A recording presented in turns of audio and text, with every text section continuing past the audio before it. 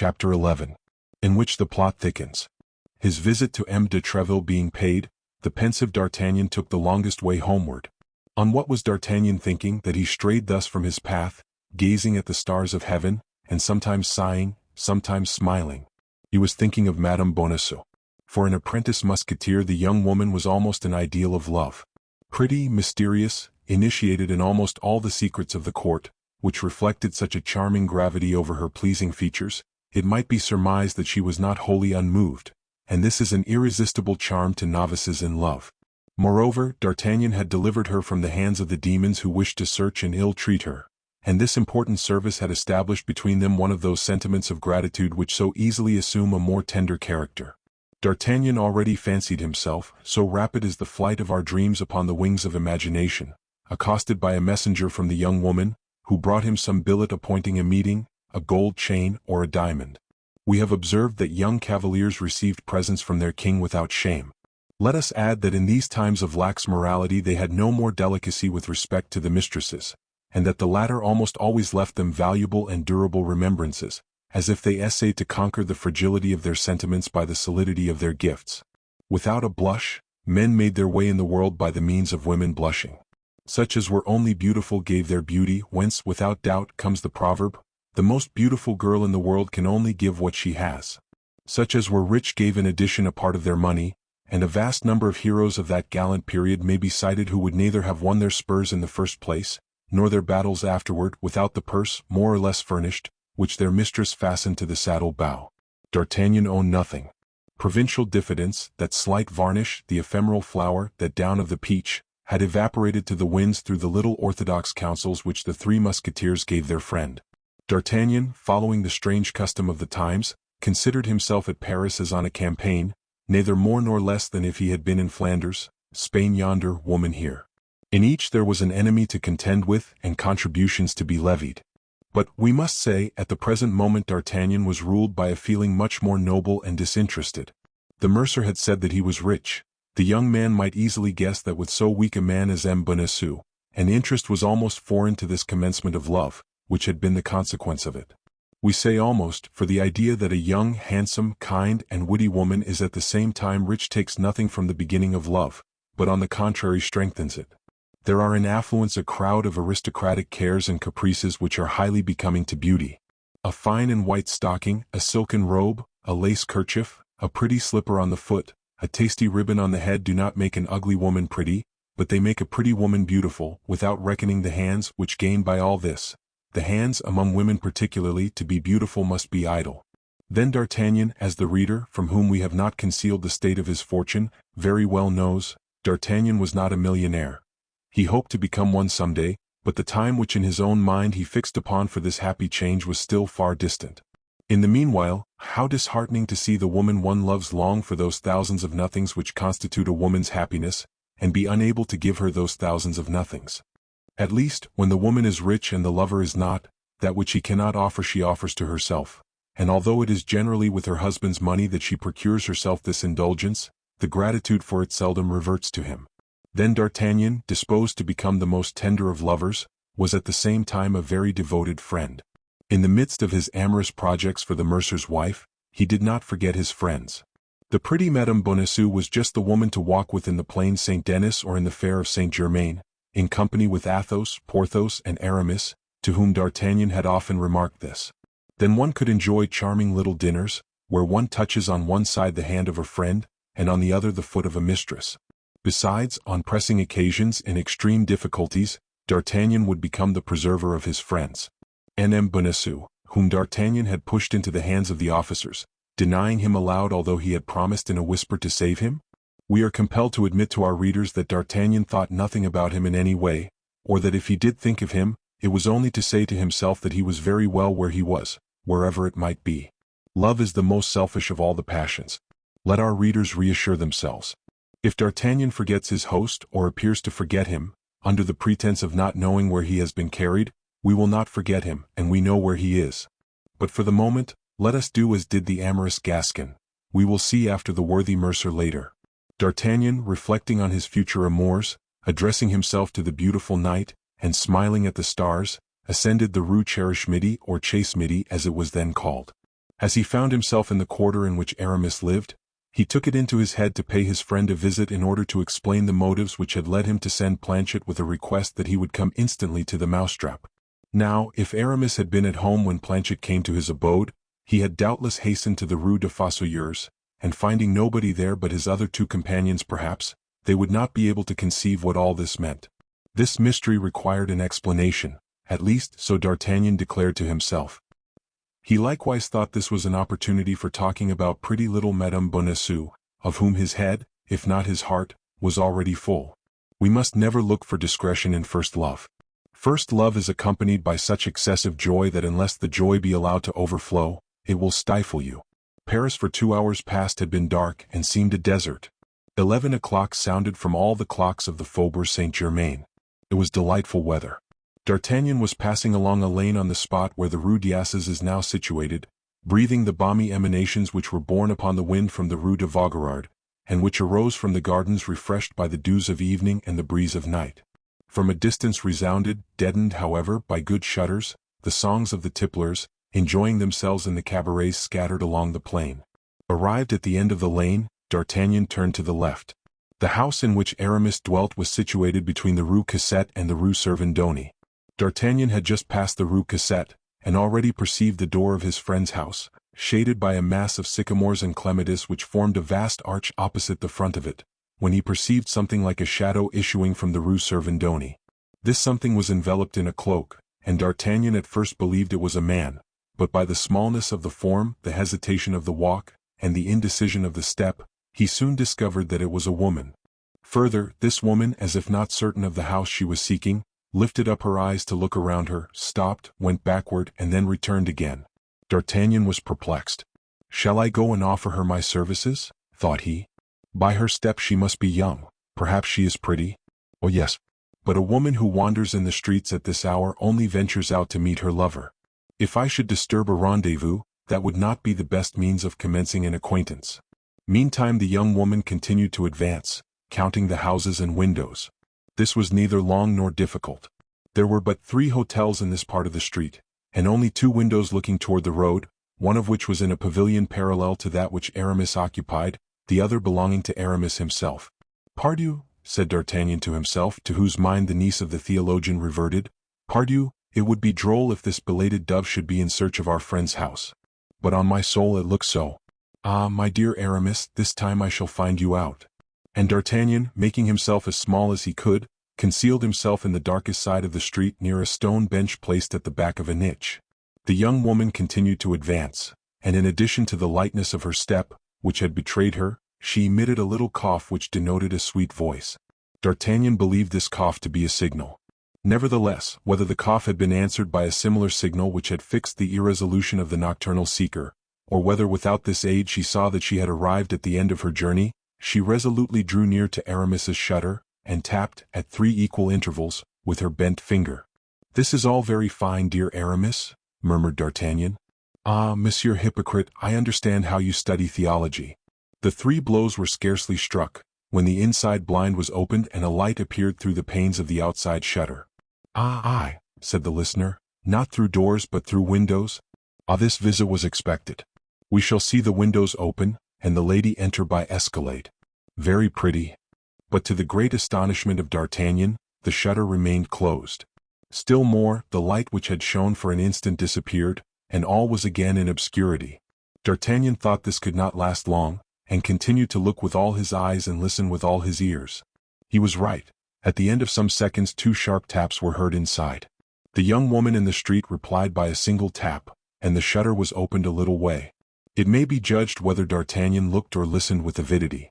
Unfortunately the light had been removed into another chamber, but the eyes of the young man were accustomed to the night. Besides, the eyes of the Gascons have, as it is asserted, like those of cats, the faculty of seeing in the dark.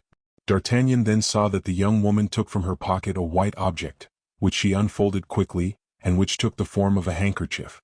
She made her interlocutor observe the corner of this unfolded object. This immediately recalled to D'Artagnan's mind the handkerchief which he had found at the feet of Madame Bonacieux, which had reminded him of that which he had dragged from under the feet of Aramis. What the devil could that handkerchief signify? Placed where he was, D'Artagnan could not perceive the face of Aramis. We say Aramis, because the young man entertained no doubt that it was his friend who held this dialogue from the interior with the lady of the exterior. Curiosity prevailed over prudence, and profiting by the preoccupation into which the sight of the handkerchief appeared to have plunged the two personages now on the scene, he stole from his hiding place and quick as lightning, but stepping with utmost caution, he ran and placed himself close to the angle of the wall, from which his eye could pierce the interior of Aramis's room. Upon gaining this advantage, D'Artagnan was near uttering a cry of surprise.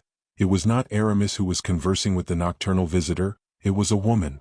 D'Artagnan, however, could only see enough to recognize the form of her vestments, not enough to distinguish her features.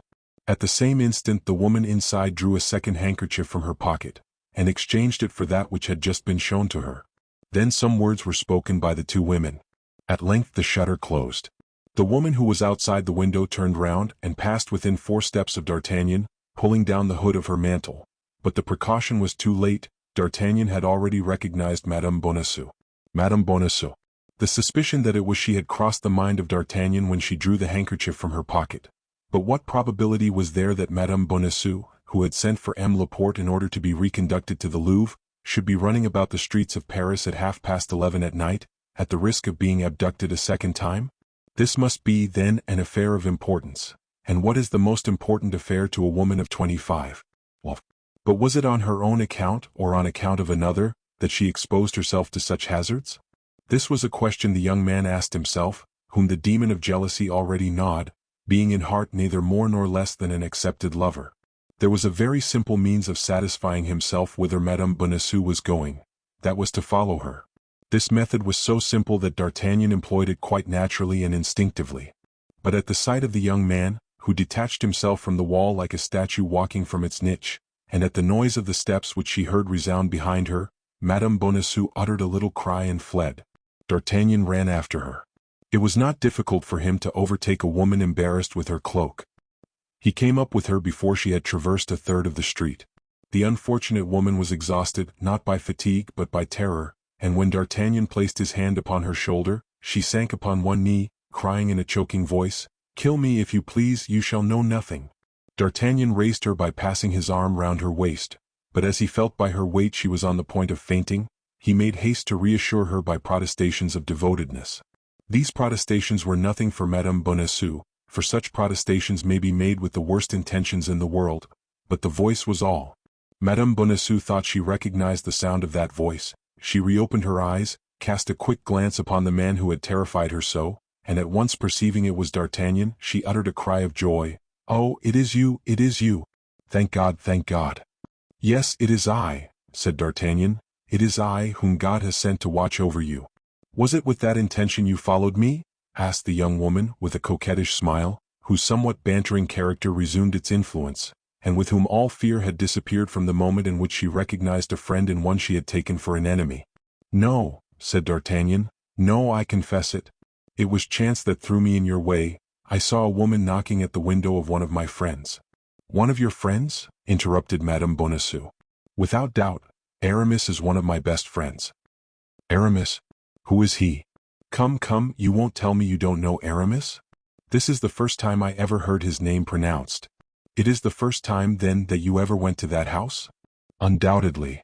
"And you did not know that it was inhabited by a young man?" "No." "By a musketeer?" "No, indeed."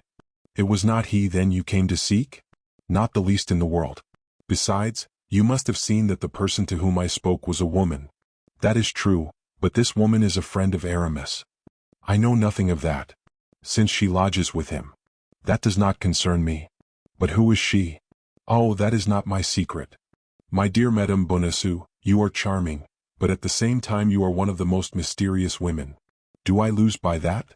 "No, you are on the contrary adorable." "Give me your arm then." "Most willingly. And now escort me." "Where?" "Where I am going." "But where are you going?" "You will see, because you will leave me at the door." "Shall I wait for you?" "That will be useless." "You will return alone then?" "Perhaps yes, perhaps no." "But will the person who shall accompany you afterward be a man or a woman?" "I don't know yet." "But I will know it." "How so?" "I will wait until you come out." "In that case, adieu." "Why so?" "I do not want you." "But you have claimed." The aid of a gentleman, not the watchfulness of a spy. The word is rather hard.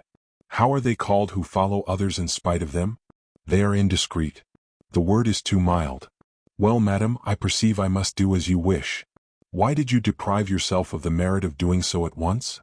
Is there no merit in repentance? And do you really repent? I know nothing about it myself. But what I know is that I promise to do all you wish if you allow me to accompany you where you are going. And you will leave me then? Yes. Without waiting for my coming out again? Yes. Word of honor? By the faith of a gentleman. Take my arm and let us go. D'Artagnan offered his arm to Madame Bonacieux, who willingly took it, half laughing, half trembling, and both gained the top of Rue de la Harpe. Arriving there, the young woman seemed to hesitate as she had before done in the Rue Vaugirard. She seemed, however, by certain signs to recognize a door, and approaching that door, "And now, monsieur," said she, "it is here I have business. 1,000 thanks for your honorable company, which has saved me from all the dangers to which, alone, I was exposed. But the moment has come to keep your word. I have reached my destination. And you will have nothing to fear on your return? I shall have nothing to fear but robbers. And that is nothing? What could they take from me? I have not a penny about me. You forget that beautiful handkerchief with the coat of arms. Which? That which I found at your feet and replaced in your pocket. Hold your tongue, imprudent man. Do you wish to destroy me? You see very plainly that there is still danger for you, since a single word makes you tremble, and you confess that if that word were heard you would be ruined. Come, come, madam, cried D'Artagnan, seizing her hands and surveying her with an ardent glance. Come, be more generous. Confide in me. Have you not read in my eyes that there is nothing but devotion and sympathy in my heart? Yes, replied Madame Bonacieux, therefore ask my own secrets and I will reveal them to you, but those of others, that is quite another thing. Very well, said D'Artagnan, I shall discover them. As these secrets may have an influence over your life, these secrets must become mine. Beware of what you do, cried the young woman, in a manner so serious as to make D'Artagnan start in spite of himself. Oh, meddle in nothing which concerns me. Do not seek to assist me in that which I am accomplishing. This I ask of you in the name of the interest with which I inspire you, in the name of the service you have rendered me and which I never shall forget while I have life. Rather, place faith in what I tell you. Have no more concern about me. I exist no longer for you, any more than if you had never seen me. Must Aramis do as much as I, madame? Said D'Artagnan, deeply piqued. This is the second or third time, monsieur, that you have repeated that name, and yet I have told you that I do not know him. You do not know the man at whose shutter you have just knocked? Indeed, madam, you believe me too credulous. Confess that it is for the sake of making me talk that you invent this story and create this personage. I invent nothing, madam, I create nothing. I only speak that exact truth. And you say that one of your friends lives in that house? I say so, and I repeat it for the third time. That house is one inhabited by my friend, and that friend is Aramis. All this will be cleared up at a later period, murmured the young woman. No, monsieur, be silent. If you could see my heart, said D'Artagnan, you would there read so much curiosity that you would pity me and so much love that you would instantly satisfy my curiosity. We have nothing to fear from those who love us. You speak very suddenly of love, monsieur, said the young woman, shaking her head. That is because love has come suddenly upon me, and for the first time, and because I am only 20. The young woman looked at him furtively. Listen, I am already upon the scent, resumed D'Artagnan. About 3 months ago I was near having a duel with Aramis concerning a handkerchief resembling the one you showed to the woman in his house, for a handkerchief marked in the same manner, I am sure. Monsieur, said the young woman, you weary me very much, I assure you, with your questions. But you, madam, prudent as you are, think, if you were to be arrested with that handkerchief, and that handkerchief were to be seized, would you not be compromised? In what way? The initials are only mine, C.B., Constance Bonacieux, or Camille de Bois Tracy. Silence, monsieur. Once again silence. Ah, since the dangers I incur on my own account cannot stop you, think of those you may yourself run. Me? Yes, there is peril of imprisonment, risk of life in knowing me. Then I will not leave you. Monsieur, said the young woman, supplicating him and clasping her hands together, Monsieur, in the name of heaven, by the honor of a soldier, by the courtesy of a gentleman, depart. Their midnight sounds. That is the hour when I am expected. Madam, said the young man, bowing, I can refuse nothing asked of me thus. Be content, I will depart. But you will not follow me, you will not watch me? I will return home instantly. Ah, I was quite sure you were a good and brave young man, said Madame Bonacieux, holding out her hand to him, and placing the other upon the knocker of a little door almost hidden in the wall. D'Artagnan seized the hand held out to him and kissed it ardently. Ah, I wish I had never seen you, cried D'Artagnan, with that ingenuous roughness which women often prefer to the affectations of politeness, because it betrays the depths of the thought and proves that feeling prevails over reason. Well, resumed Madame Bonacieux in a voice almost caressing, and pressing the hand of D'Artagnan who had not relinquished hers, well, I will not say as much as you do. What is lost for today may not be lost forever. Who knows when I shall be at liberty, that I may not satisfy your curiosity. And will you make the same promise to my love? Cried D'Artagnan beside himself with joy. Oh, as to that I do not engage myself. That depends upon the sentiments with which you may inspire me. Then today, madame? Oh, today I am no further than gratitude. Ah, you are too charming, said D'Artagnan sorrowfully, and you abuse my love.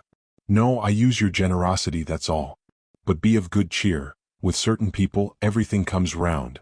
Oh, you render me the happiest of men. Do not forget this evening, do not forget that promise. Be satisfied. In the proper time and place I will remember everything. Now then, go in the name of heaven. I was expected at sharp midnight and I am late. By 5 minutes. Yes, but in certain circumstances 5 minutes are 5 ages. When one loves. Well, and who told you I had no affair with a lover? It is a man then who expects you? Cried D'Artagnan. A man.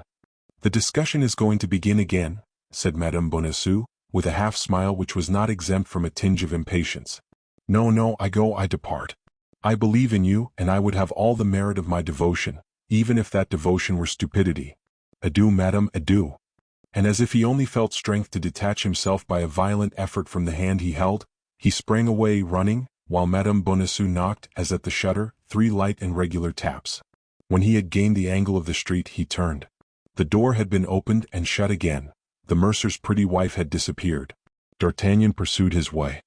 He had given his word not to watch Madame Bonacieux, and if his life had depended upon the spot to which she was going or upon the person who should accompany her, D'Artagnan would have returned home, since he had so promised. 5 minutes later he was in the Rue des Fossoyeurs. Poor Athos, said he will never guess what all this means. He will have fallen asleep waiting for me, or else he will have returned home, where he will have learned that a woman had been there. A woman with Athos. After all, continued D'Artagnan, there was certainly one with Aramis. All this is very strange, and I am curious to know how it will end. Badly, monsieur, badly, replied a voice which the young man recognized as that of Planchet, for, soliloquizing aloud as very preoccupied people do, he had entered the alley, at the end of which were the stairs which led to his chamber. How badly? What do you mean by that, you idiot? Asked D'Artagnan. What has happened? All sorts of misfortunes. What? In the first place, Monsieur Athos is arrested. Arrested? Athos arrested? What for? He was found in your lodging. They took him for you. And by whom was he arrested? By guards brought by the men in black whom you put to flight. Why did he not tell them his name? Why did he not tell them he knew nothing about this affair? He took care not to do so, monsieur. On the contrary, he came up to me and said, "It is your master that needs his liberty at this moment and not I, since he knows everything and I know nothing. They will believe he is arrested, and that will give him time. In 3 days I will tell them who I am, and they cannot fail to let me go." Bravo, Athos. Noble heart, murmured D'Artagnan. I know him well there. And what did the officers do? For conveyed him away I don't know where, to the Bastille or Fort l'Evêque. 2 remained with the men in black, who rummaged every place and took all the papers. The last 2 mounted guard at the door during this examination. Then, when all was over, they went away, leaving the house empty and exposed. And Porthos and Aramis? I could not find them, they did not come. But they may come any moment, for you left word that I awaited them? Yes, monsieur. Well, don't budge then. If they come, tell them what has happened. Let them wait for me at the Pomme de Pin. Here it would be dangerous, the house may be watched. I will run to Monsieur de Treville to tell them all this, and will meet them there. Very well, monsieur, said Planchet. But you will remain. You are not afraid? Said D'Artagnan, coming back to recommend courage to his lackey. Be easy, monsieur, said Planchet. You do not know me yet. I am brave when I set about it. It is all in beginning. Besides, I am a Picard. Then it is understood, said D'Artagnan. You would rather be killed than desert your post? Yes, monsieur, and there is nothing I would not do to prove to monsieur that I am attached to him. Good, said D'Artagnan to himself. It appears that the method I have adopted with this boy is decidedly the best.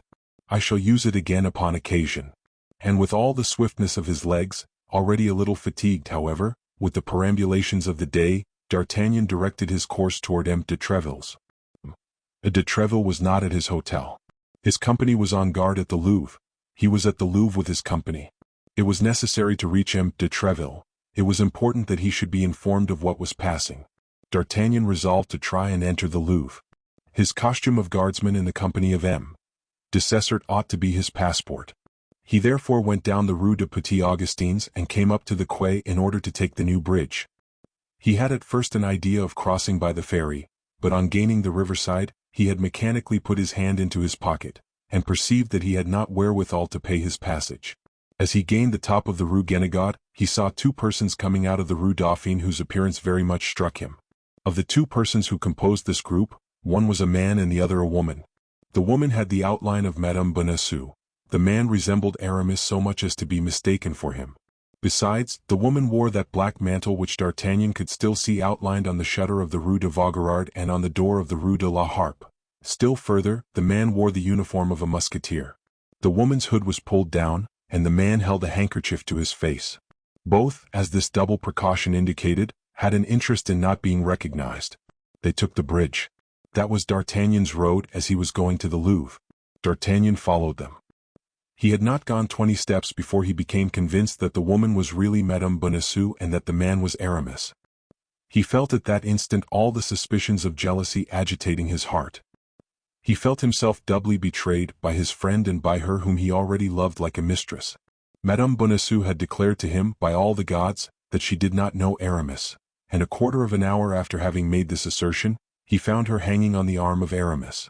D'Artagnan did not reflect that he had only known the mercer's pretty wife for 3 hours, that she owed him nothing but a little gratitude for having delivered her from the men in black, who wished to carry her off, and that she had promised him nothing. He considered himself an outraged, betrayed, and ridiculed lover. Blood and anger mounted to his face. He was resolved to unravel the mystery. The young man and young woman perceived they were watched and redoubled their speed. D'Artagnan determined upon his course. He passed them, then returned so as to meet them exactly before the Samaritaine, which was illuminated by a lamp which threw its light over all that part of the bridge. D'Artagnan stopped before them and they stopped before him. "What do you want, monsieur?" demanded the musketeer, recoiling a step and with a foreign accent, which proved to D'Artagnan that he was deceived in one of his conjectures. "It is not Aramis," cried he. "No, monsieur, it is not Aramis, and by your exclamation I perceive you have mistaken me for another, and pardon you." "You pardon me?" cried D'Artagnan. "Yes," replied the stranger.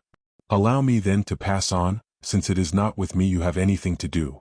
"You are right, monsieur, it is not with you that I have anything to do, it is with Madame." "With Madame? You do not know her," replied the stranger. "You are deceived, monsieur, I know her very well." "Ah," said Madame Bonacieux, in a tone of reproach, "ah, monsieur, I had your promise as a soldier and your word as a gentleman. I hope to be able to rely upon that." "And I, madame," said D'Artagnan, embarrassed, "you promised me—" "Take my arm, madame," said the stranger, "and let us continue our way."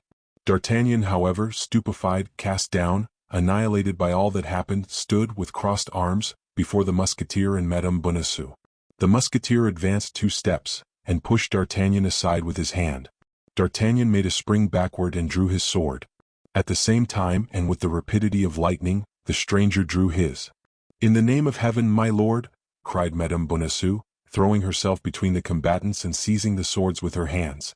"My lord," cried D'Artagnan, enlightened by a sudden idea, "my lord." "Pardon me, monsieur, but you are not." "My lord the Duke of Buckingham," said Madame Bonacieux in an undertone, "and now you may ruin us all." "My lord, madame, I ask 100 pardons.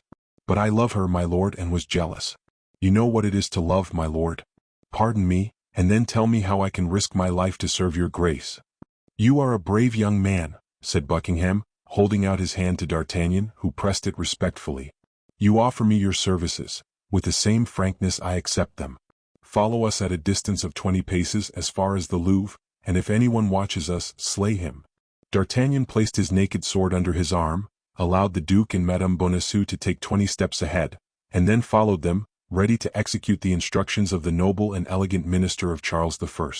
Fortunately, he had no opportunity to give the Duke this proof of his devotion, and the young woman and the handsome musketeer entered the Louvre by the wicket of the Echelle without any interference. As for D'Artagnan, he immediately repaired to the cabaret of the Pomme de Pin, where he found Porthos and Aramis awaiting him. Without giving them any explanation of the alarm and inconvenience he had caused them, he told them that he had terminated the affair alone, in which he had for a moment believed he should need their assistance. Meanwhile, carried away as we are by our narrative, we must leave our three friends to themselves, and follow the Duke of Buckingham and his guide through the labyrinths of the Louvre. Chapter 12. George Villiers, Duke of Buckingham. Madame Bonacieux and the Duke entered the Louvre without difficulty. Madame Bonacieux was known to belong to the Queen. The Duke wore the uniform of the Musketeers of M. de Treville, who, as we have said, were that evening on guard. Besides, Germain was in the interests of the Queen, and if anything should happen, Madame Bonacieux would be accused of having introduced her lover into the Louvre. That was all. She took the risk upon herself. Her reputation would be lost, it is true, but of what value in the world was the reputation of the little wife of a mercer? Once within the interior of the court, the Duke and the young woman followed the wall for the space of about 25 steps. This space passed, Madame Bonacieux pushed a little servant's door, opened by day but generally closed at night. The door yielded. Both entered and found themselves in darkness, but Madame Bonacieux was acquainted with all the turnings and windings of this part of the Louvre, appropriated for the people of the household. She closed the door after her, took the Duke by the hand, and after a few experimental steps, grasped a balustrade, put her foot upon the bottom step, and began to ascend the staircase. The Duke counted 2 stories. She then turned to the right, followed the course of a long corridor, descended a flight, went a few steps farther, introduced a key into a lock, opened a door, and pushed the Duke into an apartment lighted only by a lamp, saying, "Remain here, my Lord Duke, someone will come." She then went out by the same door, which she locked, so that the Duke found himself literally a prisoner.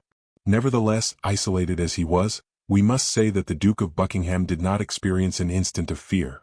One of the salient points of his character was the search for adventures and a love of romance. Brave, rash, and enterprising, this was not the first time he had risked his life in such attempts.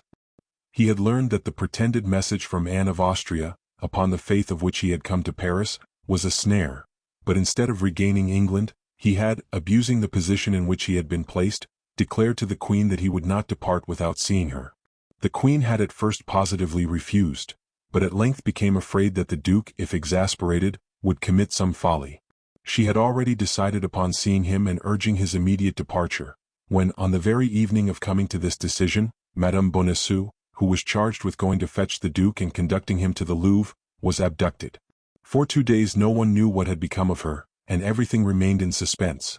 But once free and placed in communication with Laporte, matters resumed their course, and she accomplished the perilous enterprise which, but for her arrest, would have been executed 3 days earlier. Buckingham, left alone, walked toward a mirror. His musketeer's uniform became him marvelously. At 35, which was then his age, he passed, with just title, for the handsomest gentleman and the most elegant cavalier of France or England. The favorite of 2 kings, immensely rich, all-powerful in a kingdom which he disordered at his fancy and calmed again at his caprice, George Villiers, Duke of Buckingham, had lived one of those fabulous existences which survive, in the course of centuries, to astonish posterity. Sure of himself, convinced of his own power, certain that the laws which rule other men could not reach him, he went straight to the object he aimed at, even were this object so elevated and so dazzling that it would have been madness for any other even to have contemplated it. It was thus he had succeeded in approaching several times the beautiful and proud Anne of Austria, and in making himself loved by dazzling her. George Villiers placed himself before the glass, as we have said, restored the undulations to his beautiful hair, which the weight of his hat had disordered, twisted his mustache, and his heart swelling with joy, happy and proud at being near the moment he had so long sighed for, he smiled upon himself with pride and hope. At this moment a door concealed in the tapestry opened, and a woman appeared. Buckingham saw this apparition in the glass. He uttered a cry. It was the Queen. Anne of Austria was then 26 or 27 years of age. That is to say, she was in the full splendor of her beauty. Her carriage was that of a queen or a goddess. Her eyes, which cast the brilliancy of emeralds, were perfectly beautiful, and yet were at the same time full of sweetness and majesty. Her mouth was small and rosy, and although her underlip, like that of all princes of the House of Austria, protruded slightly beyond the other, it was eminently lovely in its smile, but as profoundly disdainful in its contempt. Her skin was admired for its velvety softness. Her hands and arms were of surpassing beauty, all the poets of the time singing them as incomparable. Lastly, her hair, which from being light in her youth had become chestnut, and which she wore curled very plainly, and with much powder, admirably set off her face, in which the most rigid critic could only have desired a little less rouge, and the most fastidious sculptor a little more fineness in the nose. Buckingham remained for a moment dazzled. Never had Anne of Austria appeared to him so beautiful, amid balls, fêtes, or carousals, as she appeared to him at this moment, dressed in a simple robe of white satin, and accompanied by Donna Estefania, the only one of her Spanish women who had not been driven from her by the jealousy of the king or by the persecutions of Richelieu. Anne of Austria took 2 steps forward. Buckingham threw himself at her feet, and before the queen could prevent him, kissed the hem of her robe. "Duke, you already know that it is not I who caused you to be written to." "Yes, yes, madam." "Yes, your majesty," cried the duke. "I know that I must have been mad, senseless, to believe that snow would become animated or marble warm. But what then? They who love believe easily in love. Besides, I have lost nothing by this journey because I see you." "Yes," replied Anne, "but you know why and how I see you, because, insensible to all my sufferings, you persist in remaining in a city where, by remaining, you run the risk of your life and make me run the risk of my honor. I see you to tell you that everything separates us, the depths of the sea, the enmity of kingdoms, the sanctity of vows. It is sacrilege to struggle against so many things, my lord. In short, I see you to tell you that we must never see each other again." "Speak on, madam, speak on, queen," said Buckingham. "The sweetness of your voice covers the harshness of your words. You talk of sacrilege. Why, the sacrilege is the separation of 2 hearts formed by God for each other." "My lord," cried the queen, "you forget that I have never said that I love you. But you have never told me that you did not love me, and truly to speak such words to me would be, on the part of your majesty, too great an ingratitude. For tell me, where can you find a love like mine, a love which neither time, nor absence, nor despair can extinguish, a love which contents itself with a lost ribbon, a stray look, or a chance word? It is now 3 years, madam, since I saw you for the first time, and during those 3 years I have loved you thus. Shall I tell you each ornament of your toilet? Mark, I see you now. You were seated upon cushions in the Spanish fashion. You wore a robe of green satin embroidered with gold and silver, hanging sleeves knotted upon your beautiful arms, those lovely arms, with large diamonds. You wore a close ruff, a small cap upon your head of the same color as your robe, and in that cap a heron's feather. Hold. I shut my eyes and I can see you as you then were. I open them again and I see what you are now, 100 times more beautiful."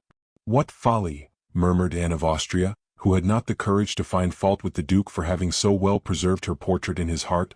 "What folly to feed a useless passion with such remembrances. And upon what then must I live? I have nothing but memory. It is my happiness, my treasure, my hope. Every time I see you is a fresh diamond which I enclose in the casket of my heart. This is the 4th which you have let fall and I have picked up, for in 3 years, madam, I have only seen you 4 times, the first which I have described to you, the second at the mansion of Madame de Chevreuse, the third in the gardens of Amiens." "Duke," said the queen, blushing, "never speak of that evening." "Oh, let us speak of it, on the contrary, let us speak of it. That is the most happy and brilliant evening of my life. You remember what a beautiful night it was? How soft and perfumed was the air, how lovely the blue heavens and star-enameled sky. Ah, then, madam, I was able for 1 instant to be alone with you. Then you were about to tell me all, the isolation of your life, the griefs of your heart. You leaned upon my arm, upon this, madam. I felt, in bending my head toward you, your beautiful hair touch my cheek, and every time that it touched me I trembled from head to foot. Oh, queen, you do not know what felicity from heaven, what joys from paradise, are comprised in a moment like that. Take my wealth, my fortune, my glory, all the days I have to live, for such an instant, for a night like that. For that night, madam, that night you loved me, I will swear it. My lord, yes, it is possible that the influence of the place, the charm of the beautiful evening, the fascination of your look, the 1,000 circumstances, in short, which sometimes unite to destroy a woman, were grouped around me on that fatal evening. But, my lord, you saw the queen come to the aid of the woman who faltered. At the first word you dared to utter, at the first freedom to which I had to reply, I called for help. Yes, that is true. And any other love but mine would have sunk beneath this ordeal, but my love came out from it more ardent and more eternal. You believed that you would fly from me by returning to Paris. You believed that I would not dare to quit the treasure over which my master had charged me to watch. What to me were all the treasures in the world, or all the kings of the earth? 8 days after I was back again, madam. That time you had nothing to say to me. I had risked my life and favor to see you but for a second. I did not even touch your hand, and you pardoned me on seeing me so submissive and so repentant. Yes, but calumny seized upon all those follies in which I took no part, as you well know, my lord. The king, excited by the cardinal, made a terrible clamor. Madame de Verneuil was driven from me, Putange was exiled, Madame de Chevreuse fell into disgrace, and when you wished to come back as ambassador to France, the king himself, remember, my lord, the king himself opposed it. Yes, and France is about to pay for her king's refusal with a war. I am not allowed to see you, madam, but you shall every day hear of me. What object, think you, have this expedition to Rye and this league with the Protestants of La Rochelle which I am projecting? The pleasure of seeing you. I have no hope of penetrating, sword in hand, to Paris, I know that well. But this war may bring round a peace. This peace will require a negotiator. That negotiator will be me. They will not dare to refuse me then, and I will return to Paris and will see you again, and will be happy for an instant. Thousands of men, it is true, will have to pay for my happiness with their lives. But what is that to me, provided I see you again? All this is perhaps folly, perhaps insanity, but tell me, what woman has a lover more truly in love? What queen a servant more ardent? My lord, you invoke in your defense things which accuse you more strongly. All these proofs of love which you would give me are almost crimes. Because you do not love me, madam. If you loved me, you would view all this otherwise. If you loved me, oh, if you loved me, that would be too great happiness, and I should run mad. Ah, Madame de Chevreuse was less cruel than you. Holland loved her, and she responded to his love. Madame de Chevreuse was not queen, murmured Anne of Austria, overcome, in spite of herself, by the expression of so profound a passion. You would love me then if you were not queen. Madam, say that you would love me then. I can believe that it is the dignity of your rank alone which makes you cruel to me. I can believe that, had you been Madame de Chevreuse, poor Buckingham might have hoped. Thanks for those sweet words. Oh, my beautiful sovereign, 100 times thanks. Oh, my lord, you have ill understood, wrongly interpreted. I did not mean to say. Silence, silence, cried the duke. If I am happy in an error, do not have the cruelty to lift me from it. You have told me yourself, madam, that I have been drawn into a snare. I, perhaps, may leave my life in it, for although it may be strange, I have for some time had a presentiment that I should shortly die. And the duke smiled, with a smile at once sad and charming. Oh, my God, cried Anne of Austria, with an accent of terror which proved how much greater an interest she took in the duke than she ventured to tell. I do not tell you this, madam, to terrify you. No, it is even ridiculous for me to name it to you, and believe me, I take no heed of such dreams. But the words you have just spoken, the hope you have almost given me, will have richly paid all, were it my life. Oh, but I, said Anne, I also, Duke, have had presentiments. I also have had dreams. I dreamed that I saw you lying bleeding, wounded. In the left side, was it not, and with a knife? Interrupted Buckingham. Yes, it was so, my lord, it was so, in the left side and with a knife. Who can possibly have told you I had had that dream? I have imparted it to no one but my God, and that in my prayers. I ask for no more. You love me, madam, it is enough. I love you, I? Yes. Would God send the same dreams to you as to me if you did not love me? Should we have the same presentiments if our existences did not touch at the heart? You love me, my beautiful queen, and you will weep for me? Oh, my God, cried Anne of Austria, this is more than I can bear. In the name of heaven, Duke, leave me go. I do not know whether I love you or love you not, but what I know is that I will not be perjured. Take pity on me then and go. Oh, if you are struck in France, if you die in France, if I could imagine that your love for me was the cause of your death, I could not console myself, I should run mad. Depart then, depart, I implore you. Oh, how beautiful you are thus. Oh, how I love you, said Buckingham. Go, I implore you, and return hereafter. Come back as ambassador, come back as minister, come back surrounded with guards who will defend you, with servants who will watch over you, and then I shall no longer fear for your days, and I shall be happy in seeing you. Oh, is this true what you say? Yes. Oh then, some pledge of your indulgence, some object which came from you, and may remind me that I have not been dreaming, something you have worn and that I may wear in my turn, a ring, a necklace, a chain. Will you depart if I give you that you demand? Yes. This very instant? Yes. You will leave France, you will return to England? I will, I swear to you. Wait then, wait. Anne of Austria re-entered her apartment, and came out again almost immediately, holding a rosewood casket in her hand, with her cipher encrusted with gold. Here, my lord, here, said she, keep this in memory of me. Buckingham took the casket and fell a second time on his knees. You have promised me to go, said the queen, and I keep my word. Your hand, madam, your hand, and I depart. Anne of Austria stretched forth her hand, closing her eyes, and leaning with the other upon Estefania, for she felt that her strength was about to fail her. Buckingham pressed his lips passionately to that beautiful hand, and then rising, said, Within 6 months, if I am not dead, I shall have seen you again, madam, even if I have to overturn the world. And faithful to the promise he had made, he rushed out of the apartment. In the corridor he met Madame Bonacieux, who waited for him, and who, with the same precautions and the same good luck, conducted him out of the Louvre. Chapter 13. Monsieur Bonacieux. There was in all this, as may have been observed, one personage concerned, of whom, notwithstanding his precarious position, we have appeared to take but very little notice. This personage was M. Bonacieux, the respectable martyr of the political and amorous intrigues which entangled themselves so nicely together at this gallant and chivalric period. Fortunately, the reader may remember or may not remember. Fortunately, we have promised not to lose sight of him. The officers who arrested him conducted him straight to the Bastille, where he passed trembling before a party of soldiers who were loading their muskets. Thence, introduced into a half-subterranean gallery, he became, on the part of those who had brought him, the object of the grossest insults and the harshest treatment. The officers perceived that they had not to deal with a gentleman, and they treated him like a very peasant. At the end of half an hour or thereabouts, a clerk came to put an end to his tortures, but not to his anxiety, by giving the order to conduct M. Bonacieux to the chamber of examination. Ordinarily, prisoners were interrogated in their cells, but they did not do so with M. Bonacieux. 2 guards attended the mercer, who made him traverse a court and enter a corridor in which were 3 sentinels, opened a door and pushed him unceremoniously into a low room, where the only furniture was a table, a chair, and a commissary. The commissary was seated in the chair and was writing at the table. The 2 guards led the prisoner toward the table, and upon a sign from the commissary drew back so far as to be unable to hear anything. The commissary, who had till this time held his head down over his papers, looked up to see what sort of person he had to do with. This commissary was a man of very repulsive mien, with a pointed nose, with yellow and salient cheekbones, with eyes small but keen and penetrating, and an expression of countenance resembling at once the polecat and the fox.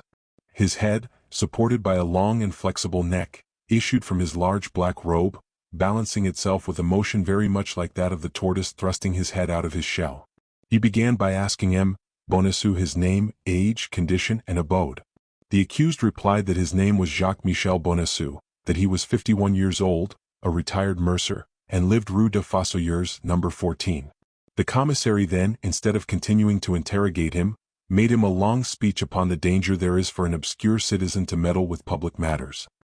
He complicated this exordium by an exposition in which he painted the power and the deeds of the cardinal, that incomparable minister, that conqueror of past ministers, that example for ministers to come, deeds and power which none could thwart with impunity. After this second part of his discourse, fixing his hawk's eye upon poor Bonacieux, he bade him reflect upon the gravity of his situation. The reflections of the mercer were already made. He cursed the instant when M. Laporte formed the idea of marrying him to his goddaughter, and particularly the moment when that goddaughter had been received as Lady of the Linen to Her Majesty. At bottom the character of M. Bonacieux was one of profound selfishness mixed with sordid avarice, the whole seasoned with extreme cowardice. The love with which his young wife had inspired him was a secondary sentiment, and was not strong enough to contend with the primitive feelings we have just enumerated. Bonacieux indeed reflected on what had just been said to him. But, Monsieur Commissary, said he calmly, believe that I know and appreciate, more than anybody, the merit of the incomparable eminence by whom we have the honor to be governed. Indeed? Asked the commissary with an air of doubt. If that is really so, how came you in the Bastille? How I came there, or rather why I am there, replied Bonacieux, that is entirely impossible for me to tell you because I don't know myself, but to a certainty it is not for having, knowingly at least, disobliged Monsieur the Cardinal. You must, nevertheless, have committed a crime, since you are here and are accused of high treason." "Of high treason!" cried Bonacieux, terrified. "Of high treason! How is it possible for a poor mercer, who detests Huguenots and who abhors Spaniards, to be accused of high treason? Consider, monsieur, the thing is absolutely impossible." "Monsieur Bonacieux," said the commissary, looking at the accused as if his little eyes had the faculty of reading to the very depths of hearts, "you have a wife?" "Yes, monsieur," replied the mercer in a tremble, feeling that it was at this point affairs were likely to become perplexing. "That is to say, I had one." "What, you had one? What have you done with her, then, if you have her no longer?" "They have abducted her, monsieur." "They have abducted her?" "Ah." Bonacieux inferred from this "ah" that the affair grew more and more intricate. "They have abducted her," added the commissary, "and do you know the man who has committed this deed?" "I think I know him." "Who is he?" "Remember that I affirm nothing, monsieur the commissary, and that I only suspect." "Whom do you suspect? Come, answer freely." Bonacieux was in the greatest perplexity possible. Had he better deny everything or tell everything? By denying all, it might be suspected that he must know too much to avow. By confessing all, he might prove his good will. He decided then to tell all.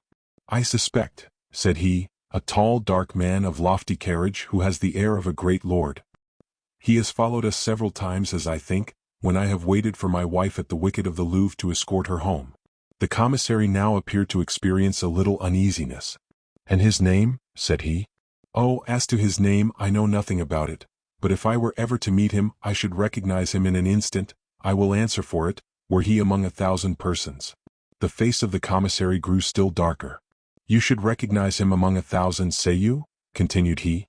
"That is to say," cried Bonacieux, who saw he had taken a false step, "that is to say—" "You have answered that you should recognize him," said the commissary. "That is all very well and enough for today. Before we proceed further, someone must be informed that you know the ravisher of your wife." "But I have not told you that I know him," cried Bonacieux in despair. "I told you on the contrary." "Take away the prisoner," said the commissary to the 2 guards. "Where must we place him?" demanded the chief. "In a dungeon." "Which?" "Good Lord!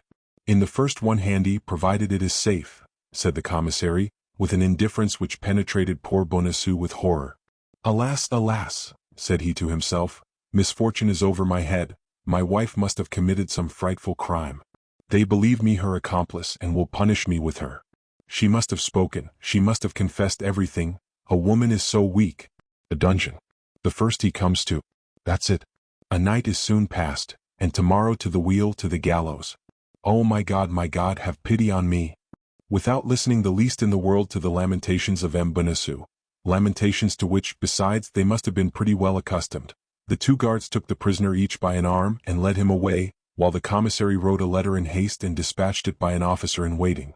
Bonacieux could not close his eyes, not because his dungeon was so very disagreeable, but because his uneasiness was so great. He sat all night on his stool, starting at the least noise, and when the first rays of the sun penetrated into his chamber, the dawn itself appeared to him to have taken funereal tints. All at once he heard his bolts drawn, and made a terrified bound. He believed they were come to conduct him to the scaffold, so that when he saw merely and simply, instead of the executioner he expected, only his commissary of the preceding evening, attended by his clerk, he was ready to embrace them both. "Your affair has become more complicated since yesterday evening, my good man, and I advise you to tell the whole truth, for your repentance alone can remove the anger of the cardinal." "Why, I am ready to tell everything," cried Bonacieux, "at least all that I know." "Interrogate me, I entreat you. Where is your wife in the first place?" "Why, did not I tell you she had been stolen from me?" "Yes, but yesterday at 5 o'clock in the afternoon, thanks to you, she escaped." "My wife escaped?" cried Bonacieux. "Oh, unfortunate creature! Monsieur, if she has escaped, it is not my fault, I swear." "What business had you, then, to go into the chamber of Monsieur d'Artagnan, your neighbor, with whom you had a long conference during the day?" "Ah, yes, Monsieur Commissary, yes, that is true, and I confess that I was in the wrong. I did go to Monsieur d'Artagnan's. What was the aim of that visit? To beg him to assist me in finding my wife. I believed I had a right to endeavor to find her. I was deceived, as it appears, and I ask your pardon." "And what did Monsieur d'Artagnan reply?" Monsieur d'Artagnan promised me his assistance, but I soon found out that he was betraying me. You impose upon justice. Monsieur d'Artagnan made a compact with you, and in virtue of that compact put to flight the police who had arrested your wife, and has placed her beyond reach. D'Artagnan has abducted my wife. Come now, what are you telling me? Fortunately, Monsieur d'Artagnan is in our hands, and you shall be confronted with him. By my faith, I ask no better, cried Bonacieux. I shall not be sorry to see the face of an acquaintance. Bring in the Monsieur d'Artagnan, said the commissary to the guards. The two guards led in Athos. Monsieur d'Artagnan, said the commissary, addressing Athos, declare all that passed yesterday between you and Monsieur. But, cried Bonacieux, this is not Monsieur d'Artagnan whom you show me. What? Not Monsieur d'Artagnan? Exclaimed the commissary. Not the least in the world, replied Bonacieux. What is this gentleman's name? Asked the commissary. I cannot tell you, I don't know him. How? You don't know him? No. Did you never see him? Yes, I have seen him, but I don't know what he calls himself. Your name? Replied the commissary. Athos, replied the musketeer. But that is not a man's name, that is the name of a mountain, cried the poor questioner, who began to lose his head. That is my name, said Athos quietly. But you said that your name was D'Artagnan. Who, I? Yes, you. Somebody said to me, you are Monsieur d'Artagnan? I answered, you think so? My guards exclaimed that they were sure of it. I did not wish to contradict them, besides I might be deceived. Monsieur, you insult the majesty of justice. Not at all, said Athos calmly. You are Monsieur d'Artagnan. You see, monsieur, that you say it again. But I tell you, Monsieur Commissary, cried Bonacieux in his turn, there is not the least doubt about the matter. Monsieur d'Artagnan is my tenant, although he does not pay me my rent, and even better on that account ought I to know him. Monsieur d'Artagnan is a young man, scarcely 19 or 20, and this gentleman must be 30 at least. Monsieur d'Artagnan is in Monsieur de Cesart's guards, and this gentleman is in the company of Monsieur de Treville's musketeers. Look at his uniform, Monsieur Commissary, look at his uniform. That's true, murmured the commissary, pardieu, that's true. At this moment the door was opened quickly, and a messenger, introduced by one of the gatekeepers of the Bastille, gave a letter to the commissary. Oh, unhappy woman, cried the commissary. How? What do you say? Of whom do you speak? It is not of my wife, I hope. On the contrary, it is of her. Yours is a pretty business. But, said the agitated mercer, do me the pleasure, monsieur, to tell me how my own proper affair can become worse by anything my wife does while I am in prison? Because that which she does is part of a plan concerted between you, of an infernal plan. I swear to you, Monsieur Commissary, that you are in the profoundest error, that I know nothing in the world about what my wife had to do, that I am entirely a stranger to what she has done, and that if she has committed any follies, I renounce her, I abjure her, I curse her. Bah, said Athos to the commissary, if you have no more need of me, send me somewhere. Your Monsieur Bonacieux is very tiresome. The commissary designated by the same gesture Athos and Bonacieux. Let them be guarded more closely than ever. And yet, said Athos with his habitual calmness, if it be Monsieur d'Artagnan who is concerned in this matter, I do not perceive how I can take his place. Do as I bade you, cried the commissary, and preserve absolute secrecy. You understand. Athos shrugged his shoulders and followed his guards silently, while M. Bonacieux uttered lamentations enough to break the heart of a tiger. They locked the mercer in the same dungeon where he had passed the night, and left him to himself during the day. Bonacieux wept all day like a true mercer, not being at all a military man as he himself informed us. In the evening, about 9 o'clock, at the moment he had made up his mind to go to bed, he heard steps in his corridor. These steps drew near to his dungeon, the door was thrown open, and the guards appeared. Follow me, said an officer who came up behind the guards. Follow you, cried Bonacieux, follow you at this hour? Where, my God? Where we have orders to lead you. But that is not an answer. It is, nevertheless, the only one we can give.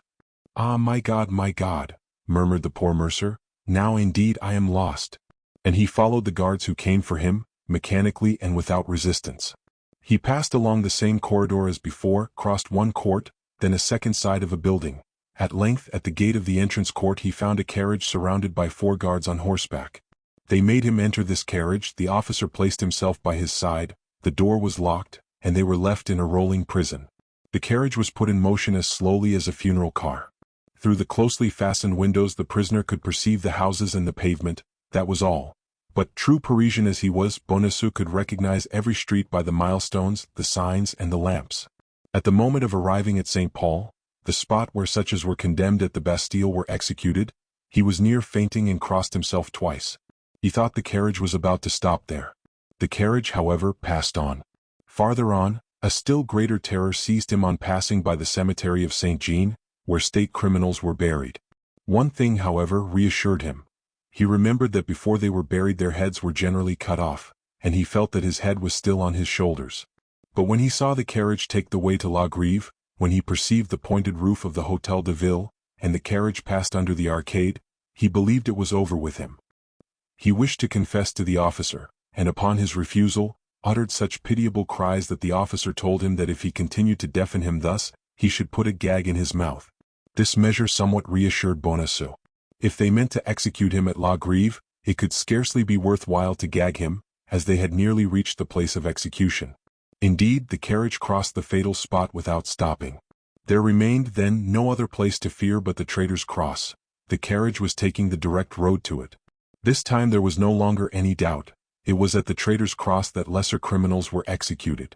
Bonacieux had flattered himself in believing himself worthy of St. Paul or of the Place de Grève. It was at the Traitor's Cross that his journey and his destiny were about to end. He could not yet see that dreadful cross, but he felt somehow as if it were coming to meet him. When he was within 20 paces of it, he heard a noise of people and the carriage stopped. This was more than poor Bonacieux could endure, depressed as he was by the successive emotions which he had experienced. He uttered a feeble groan which might have been taken for the last sigh of a dying man, and fainted. Chapter 14. The Man of Meung. The crowd was caused, not by the expectation of a man to be hanged, but by the contemplation of a man who was hanged. The carriage, which had been stopped for a minute, resumed its way, passed through the crowd, threaded the Rue Saint-Honoré, turned into the Rue de Bons Enfants, and stopped before a low door. The door opened. 2 guards received Bonacieux in their arms from the officer who supported him. They carried him through an alley, up a flight of stairs, and deposited him in an antechamber. All these movements had been effected mechanically as far as he was concerned. He had walked as one walks in a dream. He had a glimpse of objects as through a fog. His ears had perceived sounds without comprehending them.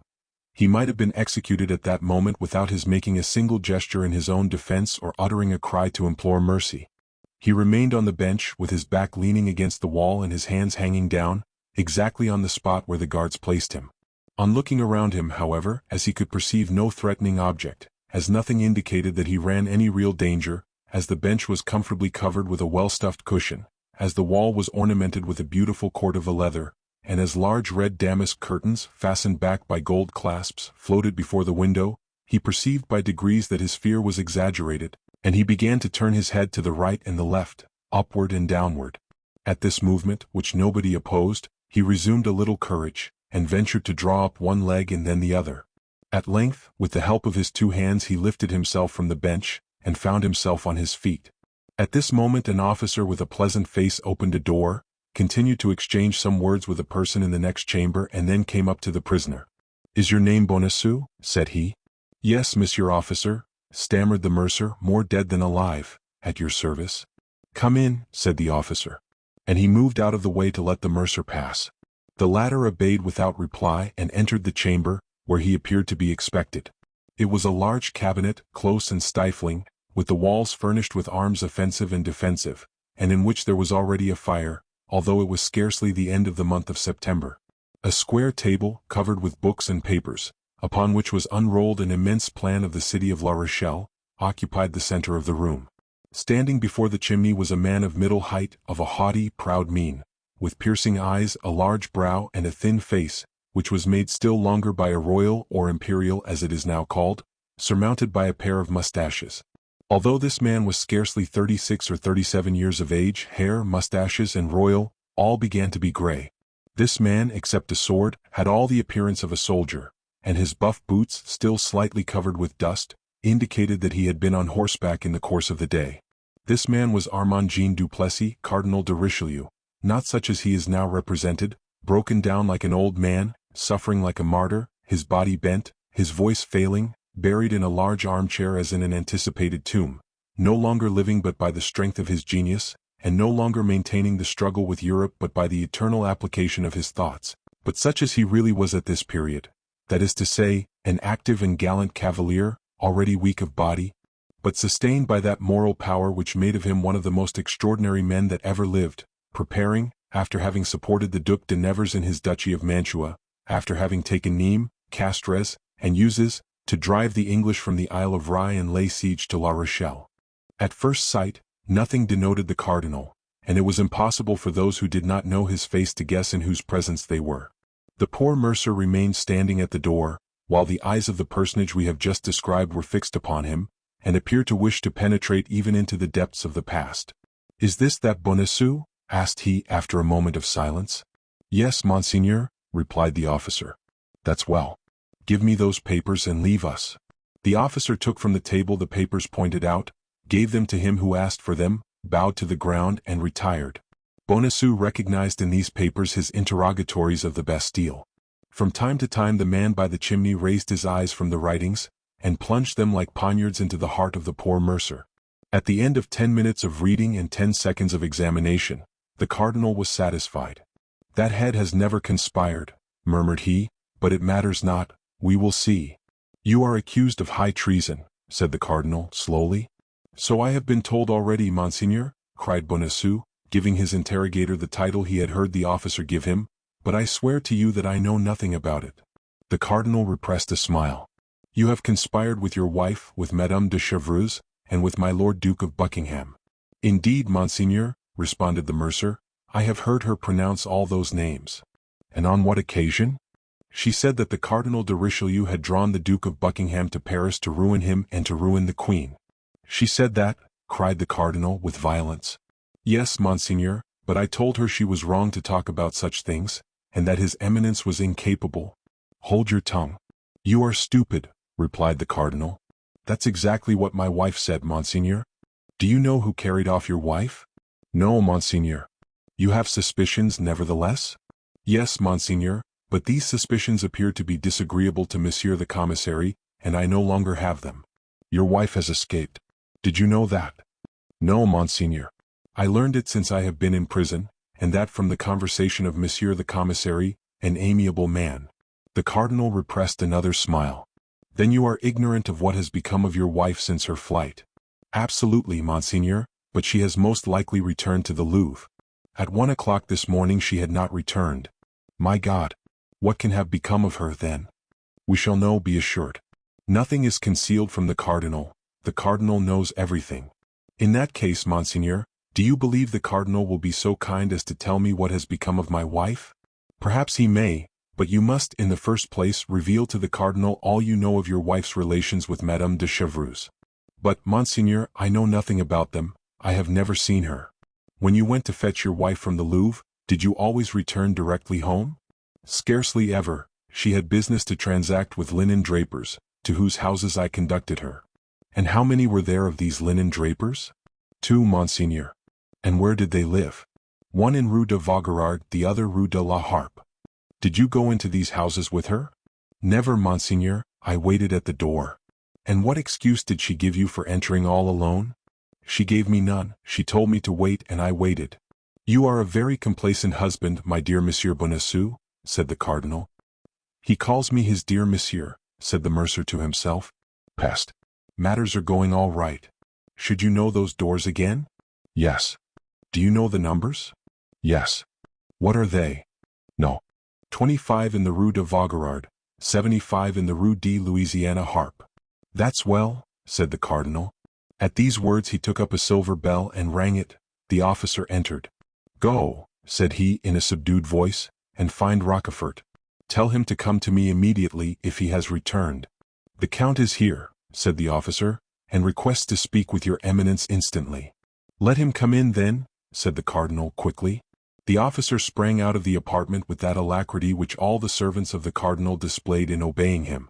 "To your eminence," murmured Bonacieux, rolling his eyes round in astonishment. 5 seconds has scarcely elapsed after the disappearance of the officer, when the door opened and a new personage entered. "It is he," cried Bonacieux. "Eh? What he?" asked the cardinal. "The man who abducted my wife." The cardinal rang a second time. The officer reappeared. Place this man in the care of his guards again, and let him wait till I send for him. No, monseigneur, no, it is not he, cried Bonacieux. No, I was deceived. This is quite another man and does not resemble him at all. Monsieur is, I am sure, an honest man. Take away that fool, said the cardinal. The officer took Bonacieux by the arm, and led him into the antechamber where he found his 2 guards. The newly introduced personage followed Bonacieux impatiently with his eyes till he had gone out, and the moment the door closed, "They have seen each other," said he, approaching the cardinal eagerly. "Who?" asked his eminence. "He and she." "The queen and the duke?" cried Richelieu. "Yes." "Where?" "At the Louvre." "Are you sure of it?" "Perfectly sure." "Who told you of it?" "Madame de Lannoy, who is devoted to your eminence, as you know." "Why did she not let me know sooner?" Whether by chance or mistrust, the queen made Madame de Ségy sleep in her chamber, and detained her all day. Well, we are beaten. Now let us try to take our revenge. I will assist you with all my heart, monseigneur, be assured of that. How did it come about? At 12:30 the queen was with her women. Where? In her bedchamber. Go on. When someone came and brought her a handkerchief from her laundress. And then? The queen immediately exhibited strong emotion, and despite the rouge with which her face was covered evidently turned pale. And then? She then arose and with altered voice, "Ladies," said she, "wait for me 10 minutes, I shall soon return." She then opened the door of her alcove and went out. Why did not Madame de Lannoy come and inform you instantly? Nothing was certain. Besides, Her Majesty had said, "Ladies, wait for me," and she did not dare to disobey the queen. How long did the queen remain out of the chamber? 3/4 of an hour. None of her women accompanied her? Only Donna Estefania. Did she afterward return? Yes, but only to take a little rosewood casket, with her cipher upon it, and went out again immediately. And when she finally returned, did she bring that casket with her? No. Does Madame de Lannoy know what was in that casket? Yes, the diamond studs which His Majesty gave the queen. And she came back without this casket? Yes. Madame de Lannoy, then, is of opinion that she gave them to Buckingham? She is sure of it. How can she be so? In the course of the day Madame de Lannoy, in her quality of tirewoman of the queen, looked for this casket, appeared uneasy at not finding it, and at length asked information of the queen. And then the queen? The queen became exceedingly red, and replied that having in the evening broken one of those studs, she had sent it to her goldsmith to be repaired. He must be called upon, and so ascertain if the thing be true or not. I have just been with him. And the goldsmith? The goldsmith has heard nothing of it. Well, Rochefort, all is not lost, and perhaps everything is for the best. The fact is that I do not doubt your eminence's genius. Will repair the blunders of his agent, is that it? That is exactly what I was going to say, if your eminence had let me finish my sentence. Meanwhile, do you know where the Duchesse de Chevreuse and the Duke of Buckingham are now concealed? No, monseigneur, my people could tell me nothing on that head. But I know. You, monseigneur? Yes, or at least I guess. They were, one in the Rue de Vaugirard, number 25, the other in the Rue de la Harpe, number 75. Does your eminence command that they both be instantly arrested? It will be too late, they will be gone. But still we can make sure that they are so. Take 10 men of my guardsmen, and search the 2 houses thoroughly. Instantly, monseigneur. And Rochefort went hastily out of the apartment. The cardinal, being left alone, reflected for an instant and then rang the bell a 3rd time. The same officer appeared. "Bring the prisoner in again," said the cardinal. Bonacieux was introduced afresh, and upon a sign from the cardinal, the officer retired. "You have deceived me," said the cardinal, sternly. "I," cried Bonacieux, "I deceive your eminence. Your wife, in going to Rue de Vaugirard and Rue de la Harpe, did not go to find linen drapers. Then why did she go, just God? She went to meet the Duchesse de Chevreuse and the Duke of Buckingham." "Yes," cried Bonacieux, recalling all his remembrances of the circumstances. "Yes, that's it. Your eminence is right. I told my wife several times that it was surprising that linen drapers should live in such houses as those, in houses that had no signs, but she always laughed at me. Ah, monseigneur," continued Bonacieux, throwing himself at his eminence's feet, "ah, how truly you are the cardinal, the great cardinal, the man of genius whom all the world reveres. The cardinal, however contemptible might be the triumph gained over so vulgar a being as Bonacieux, did not the less enjoy it for an instant. Then, almost immediately, as if a fresh thought has occurred, a smile played upon his lips, and he said, offering his hand to the mercer, "Rise, my friend, you are a worthy man." "The cardinal has touched me with his hand." "I have touched the hand of the great man," cried Bonacieux. "The great man has called me his friend." "Yes, my friend, yes," said the cardinal, with that paternal tone which he sometimes knew how to assume, but which deceived none who knew him. "And as you have been unjustly suspected, well, you must be indemnified. Here, take this purse of 100 pistoles and pardon me."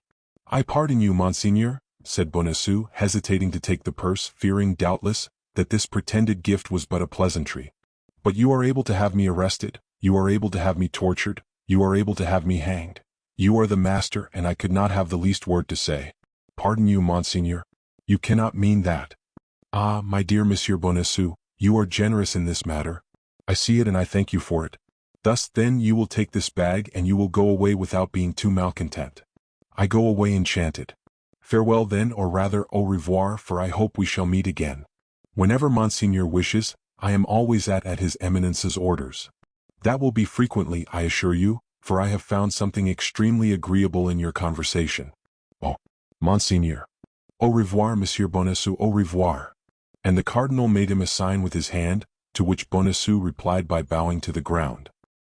He then went out backward, and when he was in the antechamber the cardinal heard him, in his enthusiasm, crying aloud, "Long life to the Monseigneur! Long life to his Eminence! Long life to the great cardinal!"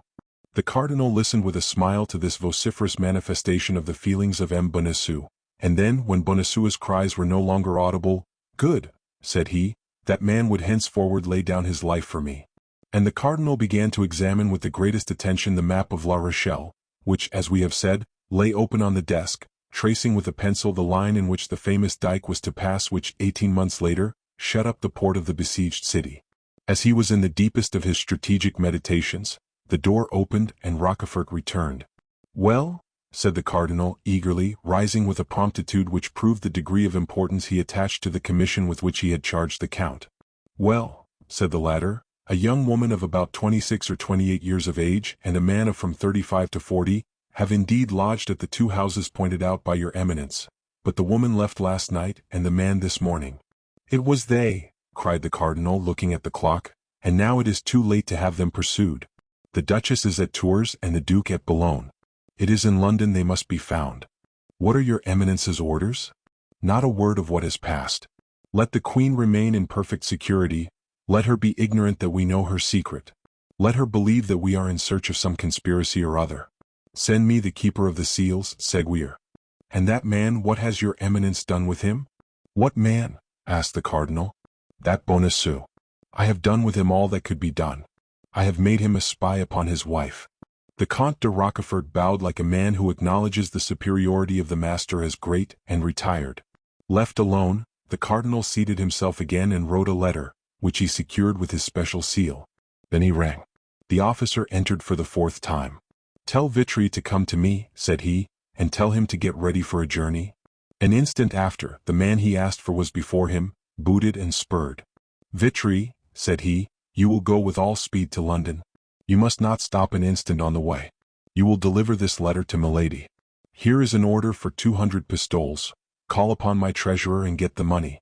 You shall have as much again if you are back within 6 days, and have executed your commission well." The messenger, without replying a single word, bowed, took the letter, with the order for the 200 pistoles, and retired. Here is what the letter contained. "Milady, be at the first ball at which the Duke of Buckingham shall be present. He will wear on his doublet 12 diamond studs. Get as near to him as you can, and cut off 2. As soon as these studs shall be in your possession, inform me." Chapter 15. Men of the Robe and Men of the Sword. On the day after these events had taken place, Athos not having reappeared, M. de Treville was informed by D'Artagnan and Porthos of the circumstance. As to Aramis, he had asked for leave of absence for 5 days and was gone, it was said, to Rouen on family business. De Treville was the father of his soldiers. The lowest or the least known of them, as soon as he assumed the uniform of the company, was as sure of his aid and support as if he had been his own brother. He repaired, then, instantly to the office of the lieutenant criminal. The officer who commanded the post of the Red Cross was sent for, and by successive inquiries they learned that Athos was then lodged in Fort l'Evêque. Athos had passed through all the examinations we have seen Bonacieux undergo. We were present at the scene in which the two captives were confronted with each other. Athos, who had till that time said nothing for fear that D'Artagnan, interrupted in his turn, should not have the time necessary, from this moment declared that his name was Athos, and not D'Artagnan. He added that he did not know either M. or Madame Bonacieux, that he had never spoken to the one or the other, that he had come at about 10 o'clock in the evening, to pay a visit to his friend M. D'Artagnan, but that till that hour he had been at M. de Treville's, where he had dined. 20 witnesses, added he, could attest the fact, and he named several distinguished gentlemen, and among them was M. le Duc de la Trémouille. The second commissary was as much bewildered as the first had been by the simple and firm declaration of the musketeer, upon whom he was anxious to take the revenge which men of the robe like at all times to gain over men of the sword. But the name of M. de Treville, and that of M. de la Trémouille, commanded a little reflection. Athos was then sent to the cardinal, but unfortunately the cardinal was at the Louvre with the king. It was precisely at this moment that M. de Treville, on leaving the residence of the lieutenant criminal and the governor of Fort l'Evêque without being able to find Athos, arrived at the palace. As captain of the musketeers, M. de Treville had the right of entry at all times. It is well known how violent the king's prejudices were against the queen, and how carefully these prejudices were kept up by the cardinal, who in affairs of intrigue mistrusted women infinitely more than men. One of the grand causes of this prejudice was the friendship of Anne of Austria for Madame de Chevreuse. These two women gave him more uneasiness than the war with Spain, the quarrel with England, or the embarrassment of the finances. In his eyes and to his conviction, Madame de Chevreuse not only served the queen in her political intrigues, but, what tormented him still more, in her amorous intrigues. At the first word the cardinal spoke of Madame de Chevreuse, who, though exiled to Tours and believed to be in that city, had come to Paris, remained there 5 days and outwitted the police, the king flew into a furious passion. Capricious and unfaithful, the king wished to be called Louis the Just and Louis the Chaste. Posterity will find a difficulty in understanding this character, which history explains only by facts and never by reason. But when the cardinal added that not only Madame de Chevreuse had been in Paris, but still further, that the queen had renewed with her one of those mysterious correspondences which at that time was named a cabal, when he affirmed that he, the cardinal, was about to unravel the most closely twisted thread of this intrigue, that at the moment of arresting in the very act, with all the proofs about her, the queen's emissary to the exiled duchess, a musketeer had dared to interrupt the course of justice violently, by falling sword in hand upon the honest men of the law, charged with investigating impartially the whole affair in order to place it before the eyes of the king, Louis XIII, could not contain himself, and he made a step toward the queen's apartment with that pale and mute indignation which, when it broke out, led this prince to the commission of the most pitiless cruelty. And yet, in all this, the cardinal had not yet said a word about the Duke of Buckingham. At this instant M. de Treville entered, cool, polite, and in irreproachable costume. Informed of what had passed by the presence of the cardinal and the alteration in the king's countenance, M. de Treville felt himself something like Samson before the Philistines. Louis XIII had already placed his hand on the knob of the door. At the noise of M. de Treville's entrance he turned round. "You arrive in good time, monsieur," said the king, who, when his passions were raised to a certain point, could not dissemble. "I have learned some fine things concerning your musketeers." "And I," said Treville coldly, "I have some pretty things to tell your majesty concerning these gownsmen." "What?" said the king with hauteur. "I have the honor to inform your majesty," continued M. de Treville in the same tone, "that a party of procureurs, commissaries, and men of the police, very estimable people, but very inveterate as it appears against the uniform, have taken upon themselves to arrest in a house, to lead away through the open street, and throw into Fort l'Evêque, all upon an order which they have refused to show me, one of my, or rather your musketeers, sire, of irreproachable conduct, of an almost illustrious reputation, and whom your majesty knows favorably, Monsieur Athos." "Athos," said the king mechanically. "Yes, certainly I know that name."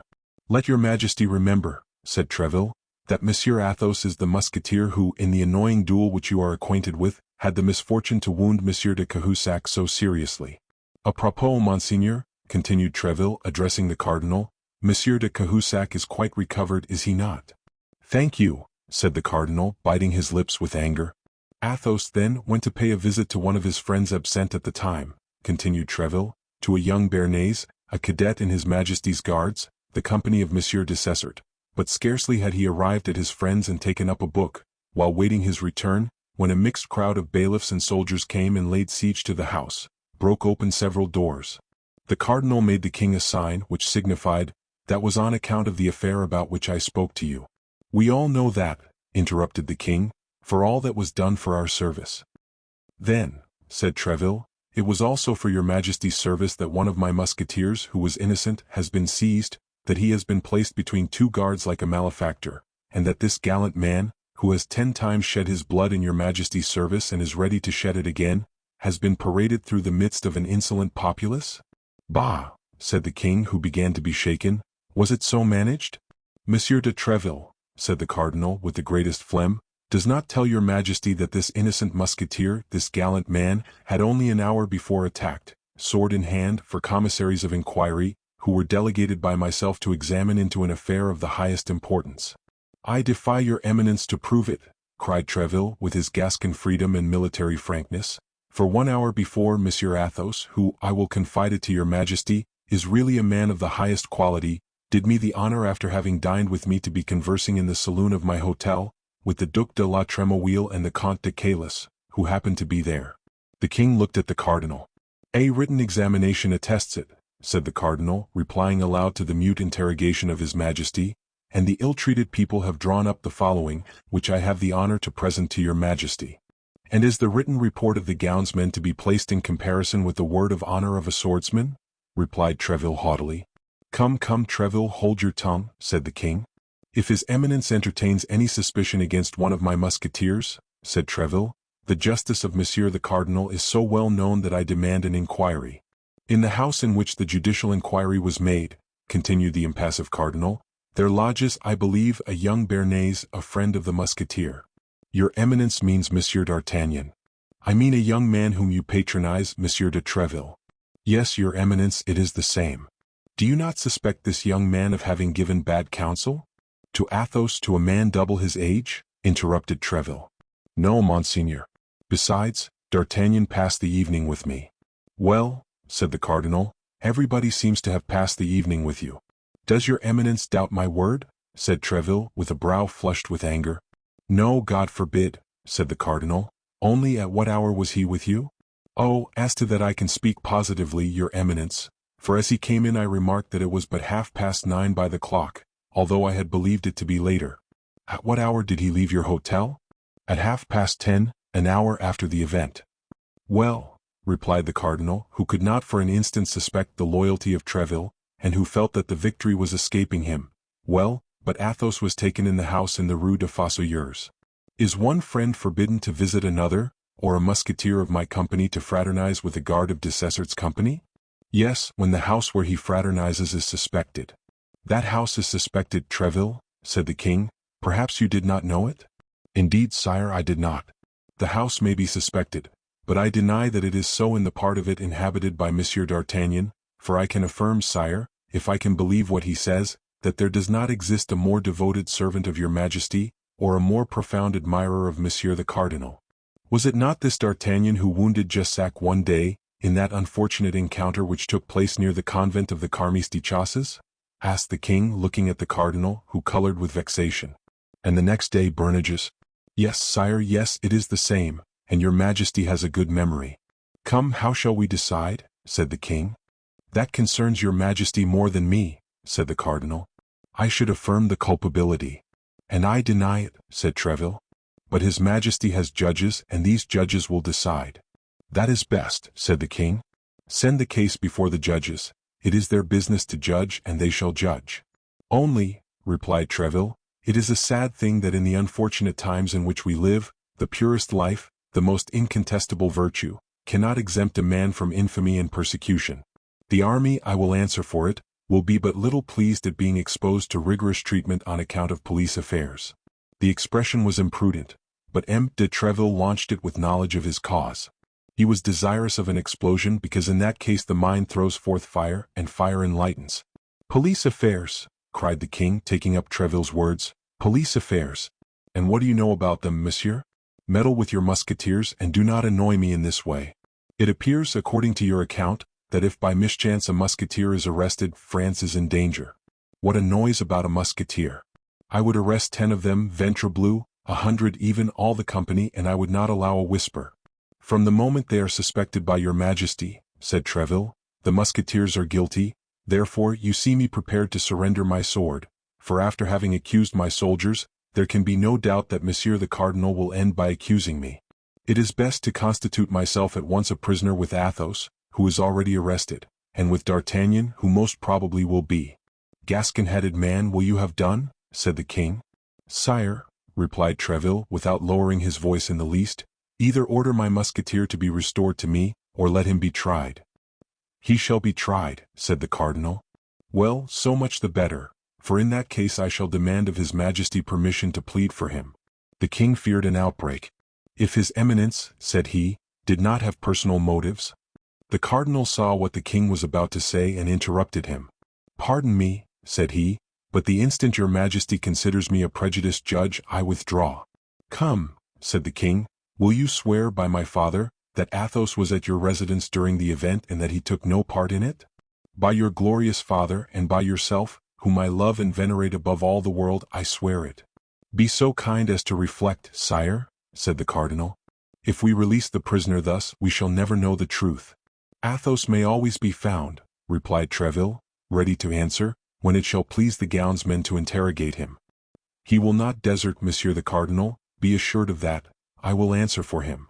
No, he will not desert, said the king. He can always be found, as Treville says. Besides, added he, lowering his voice and looking with a suppliant air at the cardinal, let us give them apparent security, that is policy. This policy of Louis XIII made Richelieu smile. Order it as you please, sire, you possess the right of pardon. The right of pardoning only applies to the guilty, said Treville, who was determined to have the last word, and my musketeer is innocent. It is not mercy then that you are about to accord, sire, it is justice. And he is in the Fort l'Evêque, said the king. Yes, sire, in solitary confinement in a dungeon like the lowest criminal. The devil, murmured the king, what must be done? Sign an order for his release and all will be said, replied the cardinal. I believe with your majesty that Monsieur de Treville's guarantee is more than sufficient. Treville bowed very respectfully, with a joy that was not unmixed with fear. He would have preferred an obstinate resistance on the part of the cardinal to this sudden yielding. The king signed the order for release and Treville carried it away without delay. As he was about to leave the presence, the cardinal gave him a friendly smile and said, A perfect harmony reigns, sire, between the leaders and the soldiers of your musketeers, which must be profitable for the service and honorable to all. He will play me some dog's trick or other, and that immediately, said Treville. One has never the last word with such a man. But let us be quick. The king may change his mind in an hour, and at all events it is more difficult to replace a man in the Fort l'Evêque or the Bastille who has got out, than to keep a prisoner there who is in. De Treville made his entrance triumphantly into the Fort l'Evêque, whence he delivered the musketeer, whose peaceful indifference had not for a moment abandoned him. The first time he saw D'Artagnan, "You have come off well," said he to him, "there is your just sack thrust paid for. There still remains that of Bernage's, but you must not be too confident." As to the rest, M. de Treville had good reason to mistrust the cardinal and to think that all was not over, for scarcely had the captain of the musketeers closed the door after him, than his eminence said to the king, "Now that we are at length by ourselves, we will, if your majesty pleases, converse seriously. Sire, Buckingham has been in Paris 5 days and only left this morning." Chapter 16. In which M. Seguier, keeper of the seals, looks more than once for the bell. It is impossible to form an idea of the impression these few words made upon Louis XIII. He grew pale and red alternately, and the cardinal saw at once that he had recovered by a single blow all the ground he had lost.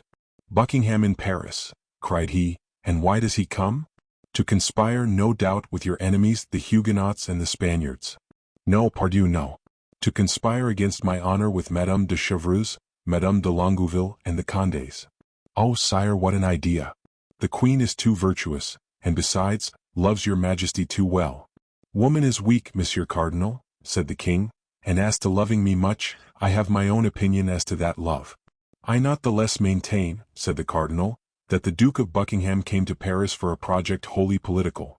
And I am sure that he came for quite another purpose, Monsieur Cardinal, but if the queen be guilty, Let her tremble.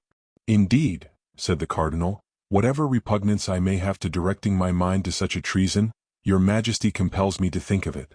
Madame de Lannoy, whom, according to your majesty's command, I have frequently interrogated, told me this morning that the night before last her majesty sat up very late, that this morning she wept much, and that she was writing all day. That's it, cried the king, to him no doubt. Cardinal, I must have the queen's papers. But how to take them, sire?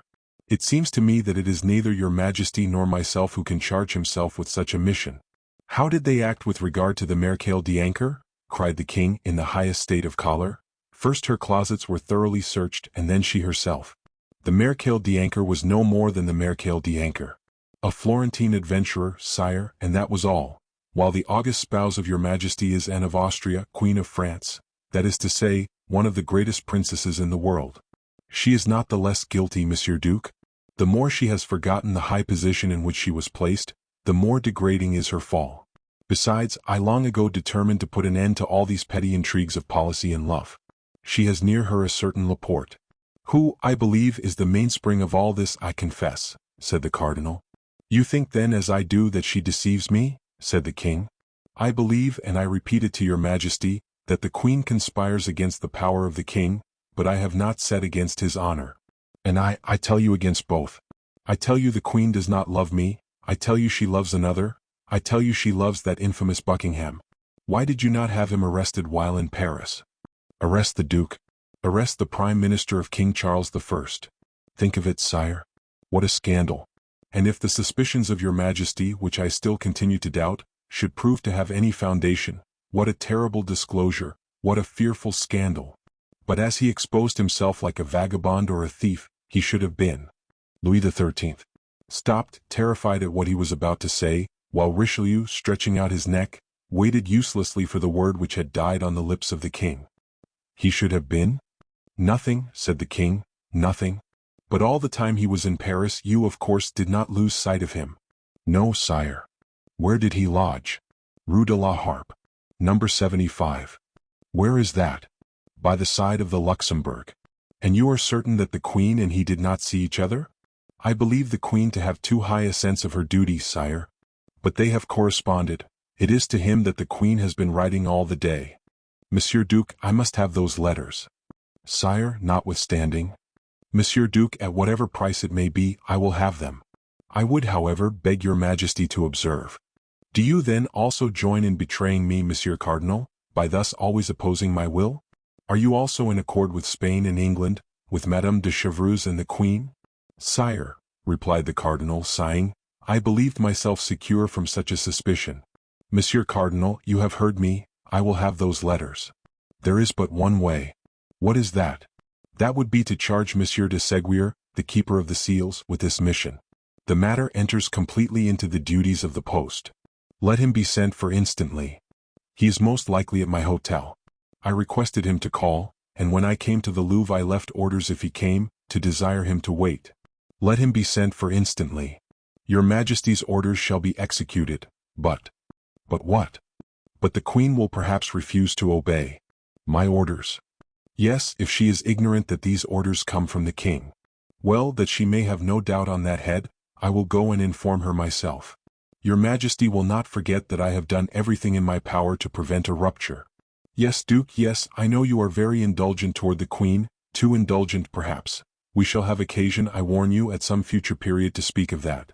Whenever it shall please your Majesty, but I shall be always happy and proud, sire, to sacrifice myself to the harmony which I desire to see reign between you and the Queen of France. Very well, Cardinal, very well, but meantime send for Monsieur the Keeper of the Seals. I will go to the Queen. And Louis XIII, opening the door of communication, passed into the corridor which led from his apartments to those of Anne of Austria. The Queen was in the midst of her women, Madame de Guétot, Madame de Sable, Madame de Montbazon, and Madame de Guimene. In a corner was the Spanish companion, Donna Estefania, who had followed her from Madrid. Madame Guimene was reading aloud, and everybody was listening to her with attention with the exception of the Queen, who had, on the contrary, desired this reading in order that she might be able, while feigning to listen, to pursue the thread of her own thoughts. These thoughts, gilded as they were by a last reflection of love, were not the less sad. Anne of Austria, deprived of the confidence of her husband, pursued by the hatred of the cardinal, who could not pardon her for having repulsed a more tender feeling, having before her eyes the example of the queen mother whom that hatred had tormented all her life, though Marie de Medicis, if the memoirs of the time are to be believed, had begun by according to the cardinal that sentiment which Anne of Austria always refused him. Anne of Austria had seen her most devoted servants fall around her, her most intimate confidants, her dearest favorites. Like those unfortunate persons endowed with a fatal gift, she brought misfortune upon everything she touched. Her friendship was a fatal sign which called down persecution. Madame de Chevreuse and Madame de Bernat were exiled, and Laporte did not conceal from his mistress that he expected to be arrested every instant. It was at the moment when she was plunged in the deepest and darkest of these reflections that the door of the chamber opened, and the king entered.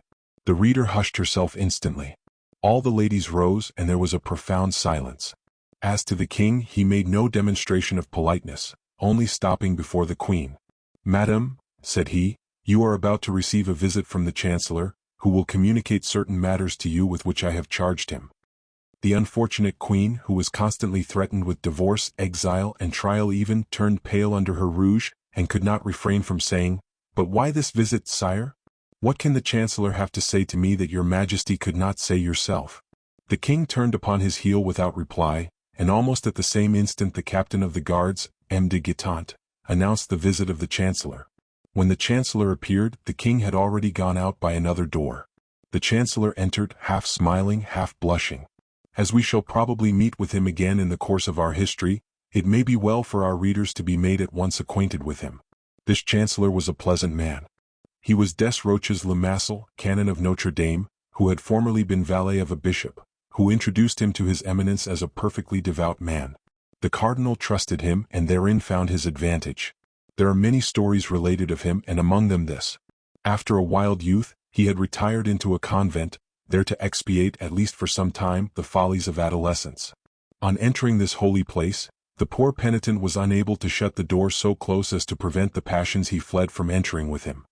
He was incessantly attacked by them, and the superior to whom he had confided this misfortune, wishing as much as in him lay to free him from them, had advised him, in order to conjure away the tempting demon, to have recourse to the bell rope, and ring with all his might.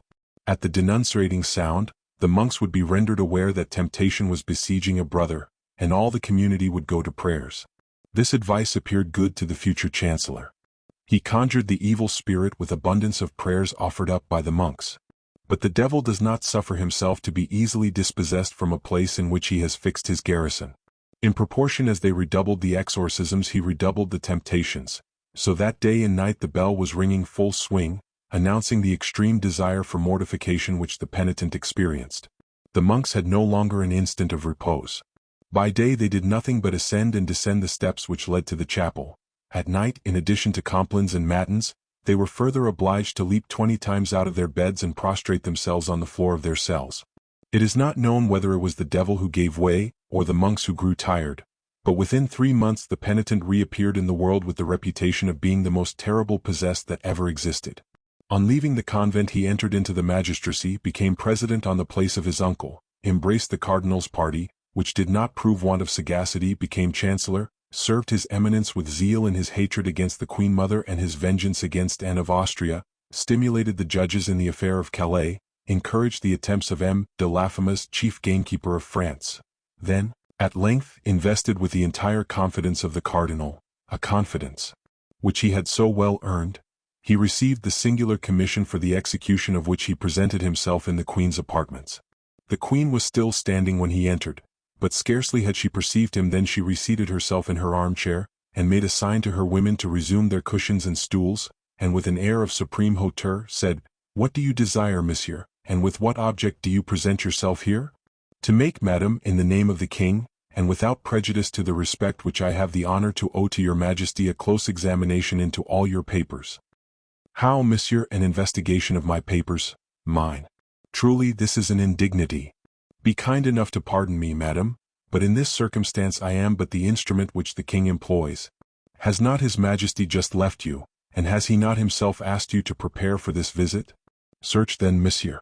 I am a criminal as it appears. Estefania, give up the keys of my drawers and my desks. For form's sake the chancellor paid a visit to the pieces of furniture named, but he well knew that it was not in a piece of furniture that the queen would place the important letter she had written that day.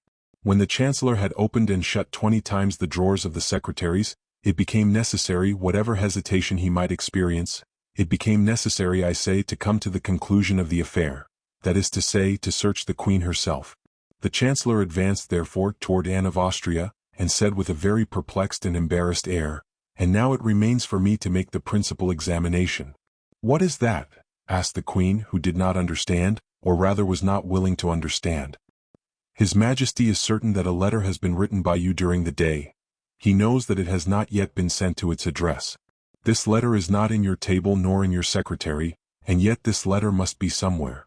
Would you dare to lift your hand to your queen?" said Anne of Austria, drawing herself up to her full height, and fixing her eyes upon the chancellor with an expression almost threatening. "I am a faithful subject of the king, madam, and all that his Majesty commands I shall do." "Well, it is true," said Anne of Austria, "and the spies of the cardinal have served him faithfully. I have written a letter today. That letter is not yet gone. The letter is here." And the queen laid her beautiful hand on her bosom. "Then give me that letter, madam," said the chancellor. "I will give it to none but the king, monsieur," said Anne. "If the king had desired that the letter should be given to him, madam, he would have demanded it of you himself. But I repeat to you, I am charged with reclaiming it, and if you do not give it up—" "Well?" "He has, then, charged me to take it from you." "How? What do you say?" "That my orders go far, madam, and that I am authorized to seek for the suspected paper, even on the person of your Majesty." "What horror!" cried the queen. "Be kind enough, then, madam, to act more compliantly. The conduct is infamously violent. Do you know that, monsieur? The king commands it, madam, excuse me. I will not suffer it." "No, no, I would rather die," cried the queen, in whom the imperious blood of Spain and Austria began to rise. The chancellor made a profound reverence. Then, with the intention quite patent of not drawing back a foot from the accomplishment of the commission with which he was charged, and as the attendant of an executioner might have done in the chamber of torture, he approached Anne of Austria, from whose eyes at the same instant sprang tears of rage. The queen was, as we have said, of great beauty. The commission might well be called delicate, and the king had reached, in his jealousy of Buckingham, the point of not being jealous of anyone else. Without doubt the Chancellor Seguier looked about at that moment for the rope of the famous bell, but not finding it he summoned his resolution, and stretched forth his hands toward the place where the queen had acknowledged the paper was to be found. Anne of Austria took one step backward, became so pale that it might be said she was dying, and leaning with her left hand upon a table behind her to keep herself from falling, she with her right hand drew the paper from her bosom and held it out to the keeper of the seals. "There, monsieur, there is that letter," cried the queen with a broken and trembling voice. "Take it and deliver me from your odious presence." The chancellor, who, on his part, trembled with an emotion easily to be conceived, took the letter, bowed to the ground, and retired. The door was scarcely closed upon him, when the queen sank, half fainting, into the arms of her women. The chancellor carried the letter to the king without having read a single word of it. The king took it with a trembling hand, looked for the address, which was wanting, became very pale, opened it slowly, then seeing by the first words that it was addressed to the King of Spain, he read it rapidly. It was nothing but a plan of attack against the cardinal. The queen pressed her brother and the Emperor of Austria to appear to be wounded, as they really were, by the policy of Richelieu, the eternal object of which was the abasement of the House of Austria, to declare war against France, and as a condition of peace, to insist upon the dismissal of the cardinal. But as to love, there was not a single word about it in all the letter. The king, quite delighted, inquired if the cardinal was still at the Louvre. He was told that his eminence awaited the orders of his Majesty in the business cabinet. The king went straight to him. "There, Duke," said he, "you were right and I was wrong. The whole intrigue is political, and there is not the least question of love in this letter. But, on the other hand, there is abundant question of you." The cardinal took the letter and read it with the greatest attention. Then, when he had arrived at the end of it, he read it a second time. "Well, your Majesty," said he, "you see how far my enemies go. They menace you with 2 wars if you do not dismiss me. In your place, in truth, sire, I should yield to such powerful instance, and on my part, it would be a real happiness to withdraw from public affairs. What say you, Duke?" "I say, sire, that my health is sinking under these excessive struggles and these never-ending labors. I say that according to all probability I shall not be able to undergo the fatigues of the siege of La Rochelle, and that it would be far better that you should appoint there either Monsieur de Condé, Monsieur de Bassompierre, or some valiant gentleman whose business is war, and not me, who am a churchman, and who am constantly turned aside from my real vocation to look after matters for which I have no aptitude. You would be the happier for it at home, sire, and I do not doubt you would be the greater for it abroad. Monsieur Duke, said the king, I understand you. Be satisfied, all who are named in that letter shall be punished as they deserve, even the queen herself. What do you say, sire? God forbid that the queen should suffer the least inconvenience or uneasiness on my account. She has always believed me, sire, to be her enemy, although your majesty can bear witness that I have always taken her part warmly, even against you. Oh, if she betrayed your majesty on the side of your honor, it would be quite another thing, and I should be the first to say, no grace, sire, no grace for the guilty. Happily, there is nothing of the kind, and your majesty has just acquired a new proof of it. That is true, Monsieur Cardinal, said the king, and you were right as you always are, but the queen not the less deserves all my anger. It is you, sire, who have now incurred hers. And even if she were to be seriously offended, I could well understand it. Your majesty has treated her with a severity. It is thus I will always treat my enemies and yours, Duke, however high they may be placed, and whatever peril I may incur in acting severely toward them. The queen is my enemy but is not yours, sire. On the contrary, she is a devoted, submissive, and irreproachable wife. Allow me then, sire, to intercede for her with your majesty. Let her humble herself then and come to me first. On the contrary, sire, set the example. You have committed the first wrong, since it was you who suspected the queen. What? I make the first advances? Said the king. Never. Sire, I entreat you to do so. Besides, in what manner can I make advances first? By doing a thing which you know will be agreeable to her. What is that? Give a ball. You know how much the queen loves dancing. I will answer for it, her resentment will not hold out against such an attention. Monsieur Cardinal, you know that I do not like worldly pleasures. The queen will only be the more grateful to you as she knows your antipathy for that amusement. Besides, it will be an opportunity for her to wear those beautiful diamonds which you gave her recently on her birthday and with which she has since had no occasion to adorn herself. We shall see, Monsieur Cardinal, we shall see, said the king, who, in his joy at finding the queen guilty of a crime which he cared little about, and innocent of a fault of which he had great dread, was ready to make up all differences with her. We shall see, but upon my honor, you are too indulgent toward her. Sire, said the cardinal, leave severity to your ministers. Clemency is a royal virtue. Employ it, and you will find that you derive advantage therein. Thereupon the cardinal, hearing the clock strike 11, bowed low, asking permission of the king to retire, and supplicating him to come to a good understanding with the queen. Anne of Austria, who, in consequence of the seizure of her letter, expected reproaches, was much astonished the next day to see the king make some attempts at reconciliation with her. Her first movement was repellent. Her womanly pride and her queenly dignity had both been so cruelly offended that she could not come round at the first advance. But over-persuaded by the advice of her women, she at last had the appearance of beginning to forget. The king took advantage of this favorable moment to tell her that he had the intention of shortly giving a fete. A fete was so rare a thing for poor Anne of Austria that at this announcement, as the cardinal had predicted, the last trace of her resentment disappeared, if not from her heart, at least from her countenance. She asked upon what day this fete would take place, but the king replied that he must consult the cardinal upon that head. Indeed, every day the king asked the cardinal when this fete should take place, and every day the cardinal, under some pretext, deferred fixing it. 10 days passed away thus. On the 8th day after the scene we have described, the cardinal received a letter with the London stamp which only contained these lines: I have them, but I am unable to leave London for want of money. Send me 500 pistoles, and 4 or 5 days after I have received them I shall be in Paris. On the same day the cardinal received this letter the king put his customary question to him. Richelieu counted on his fingers and said to himself, She will arrive, she says, 4 or 5 days after having received the money. It will require 4 or 5 days for the transmission of the money, 4 or 5 days for her to return. That makes 10 days. Now, allowing for contrary winds, accidents, and a woman's weakness, there are 12 days. Well, Monsieur Duke, said the king, have you made your calculations? Yes, sire. Today is the 20th of September. The aldermen of the city give a fete on the 3rd of October. That will fall in wonderfully well. You will not appear to have gone out of your way to please the queen. Then the cardinal added, A propos, sire, Do not forget to tell Her Majesty the evening before the fete that you should like to see how her diamond studs become her. Chapter 17. Bonacieux at home. It was the second time the cardinal had mentioned these diamond studs to the king. Louis XIII was struck with this insistence, and began to fancy that this recommendation concealed some mystery.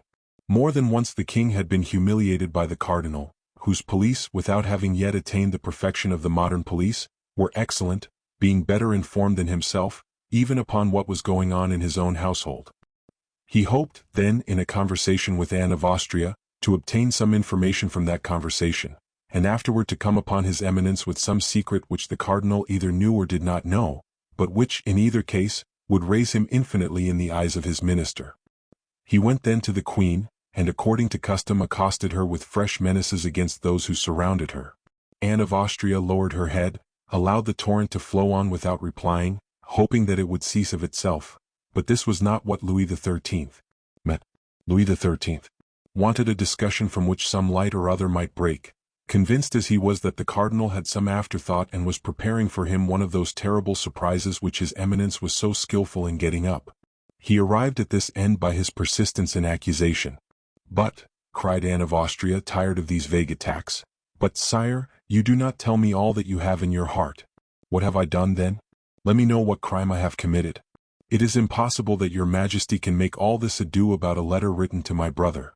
The king, attacked in a manner so direct, did not know what to answer, and he thought that this was the moment for expressing the desire which he was not going to have made until the evening before the fete.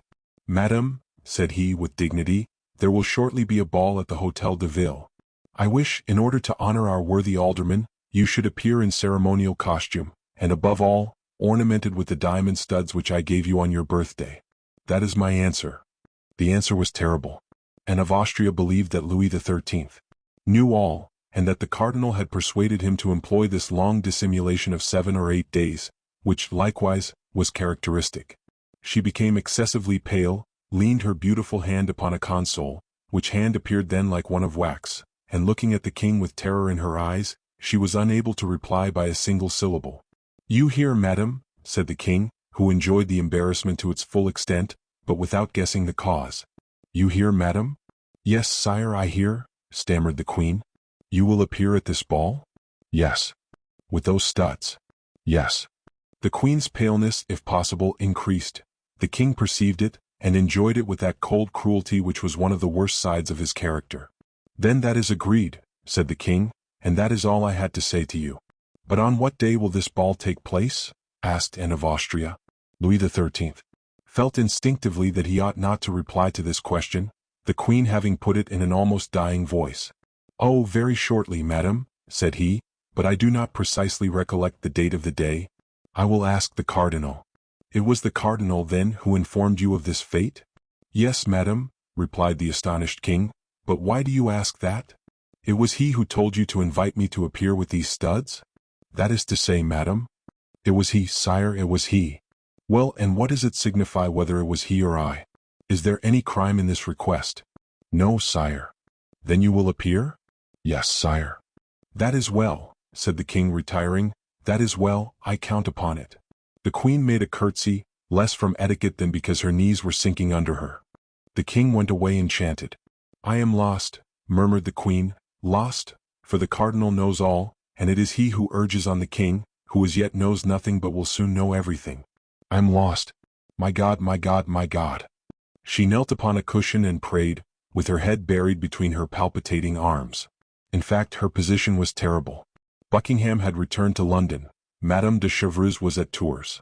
More closely watched than ever, the queen felt certain, without knowing how to tell which, that one of her women had betrayed her. Laporte could not leave the Louvre. She had not a soul in the world in whom she could confide. Thus, while contemplating the misfortune which threatened her and the abandonment in which she was left, she broke out into sobs and tears. "Can I be of service to your majesty?"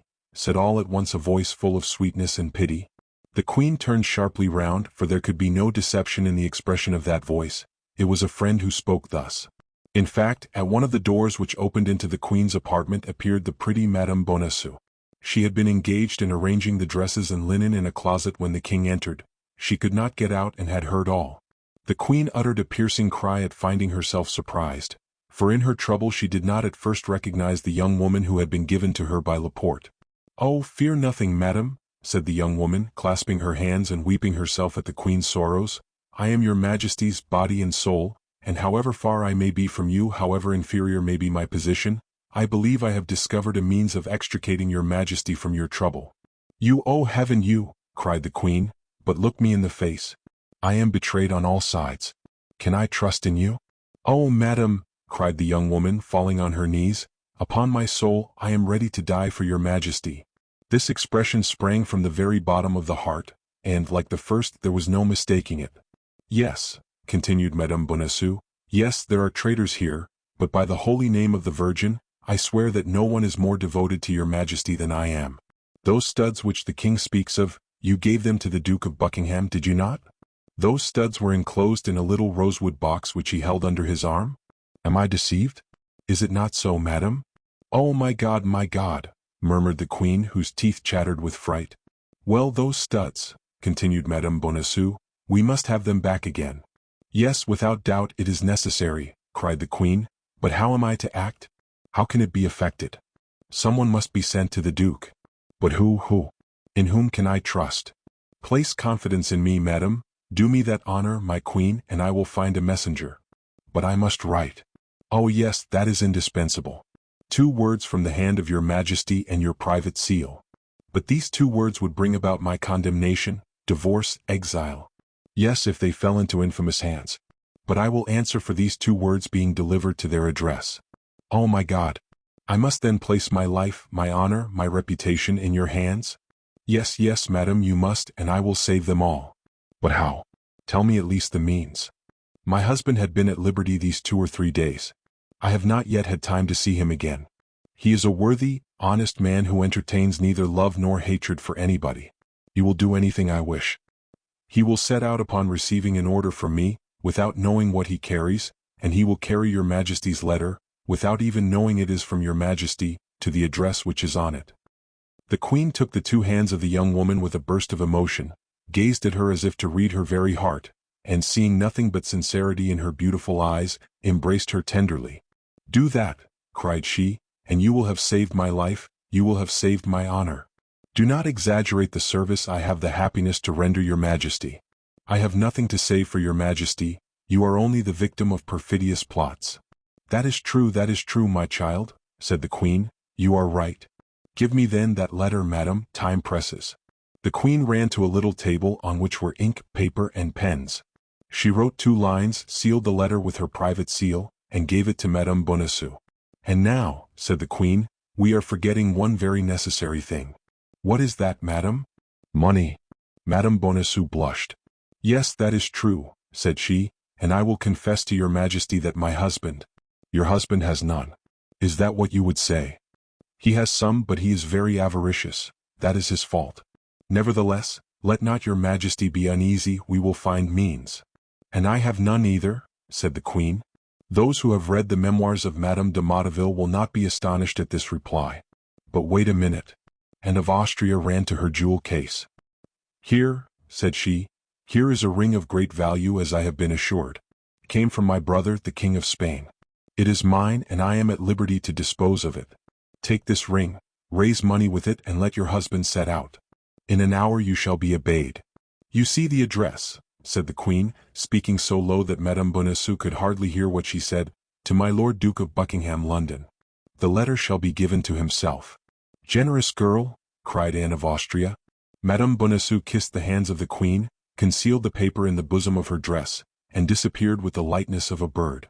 10 minutes afterward she was at home. As she told the queen, she had not seen her husband since his liberation. She was ignorant of the change that had taken place in him with respect to the cardinal, a change which had since been strengthened by 2 or 3 visits from the Comte de Rochefort, who had become the best friend of Bonacieux, and had persuaded him, without much trouble, that no culpable sentiments had prompted the abduction of his wife, but that it was only a political precaution. She found M. Bonacieux alone.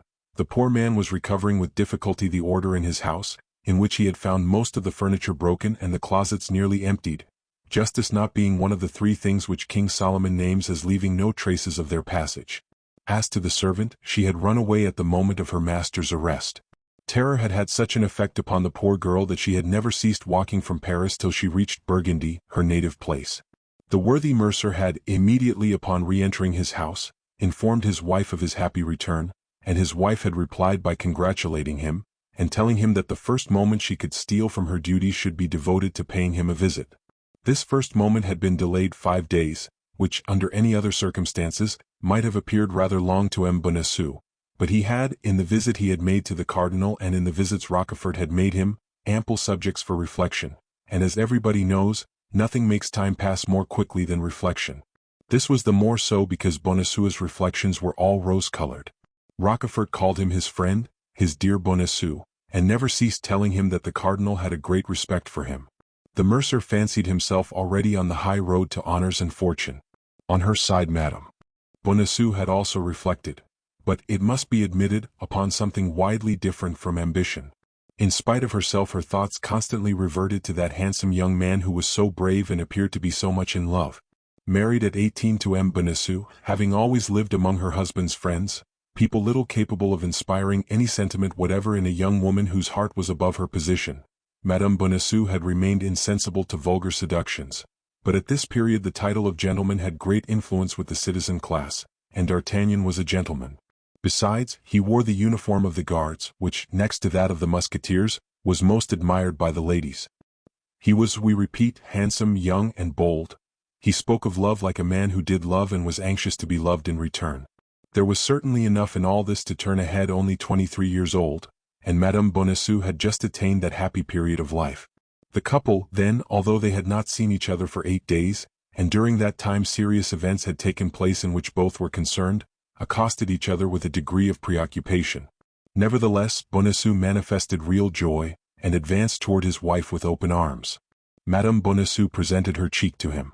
"Let us talk a little," said she. "How?" said Bonacieux, astonished. "Yes, I have something of the highest importance to tell you." "True," said he, "and I have some questions sufficiently serious to put to you.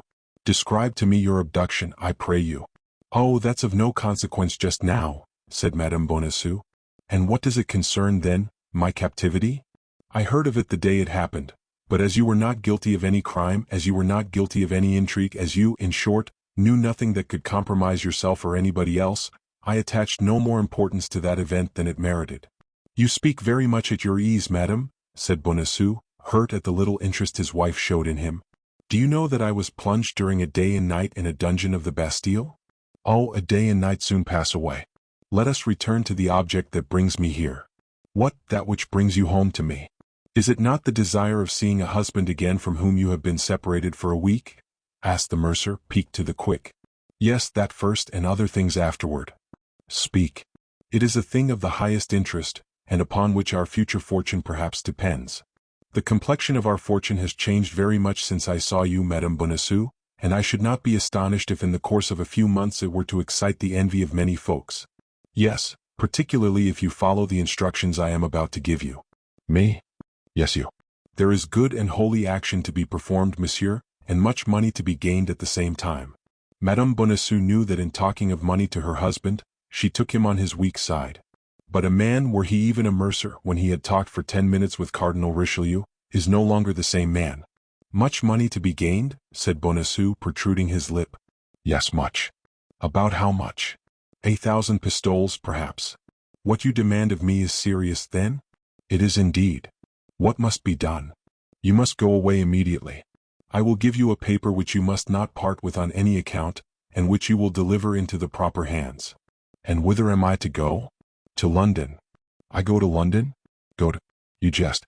I have no business in London." "But others wish that you should go there." "But who are those others?" "I warn you that I will never again work in the dark, and that I will know not only to what I expose myself, but for whom I expose myself. An illustrious person sends you. An illustrious person awaits you. The recompense will exceed your expectations. That is all I promise you." "More intrigues?" "Nothing but intrigues." "Thank you, madame, I am aware of them now. Monsieur Cardinal has enlightened me on that head." "The Cardinal?" cried Madame Bonacieux. "Have you seen the Cardinal?" "He sent for me," answered the mercer, proudly. "And you responded to his bidding, you imprudent man?" Well, I can't say I had much choice of going or not going, for I was taken to him between two guards.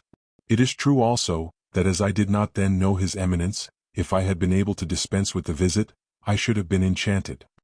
He ill-treated you then? He threatened you? He gave me his hand and called me his friend. His friend. Do you hear that, madam? I am the friend of the great cardinal. Of the great cardinal. Perhaps you would contest his right to that title, madam? I would contest nothing, but I tell you that the favor of a minister is ephemeral, and that a man must be mad to attach himself to a minister. There are powers above his which do not depend upon a man or the issue of an event. It is to these powers we should rally. I am sorry for it, madam, but I acknowledge no other power but that of the great man whom I have the honor to serve. You serve the cardinal? Yes, madam, and as his servant, I will not allow you to be concerned in plots against the safety of the state, or to serve the intrigues of a woman who is not French and who has a Spanish heart. Fortunately we have the great cardinal. His vigilant eye watches over and penetrates to the bottom of the heart.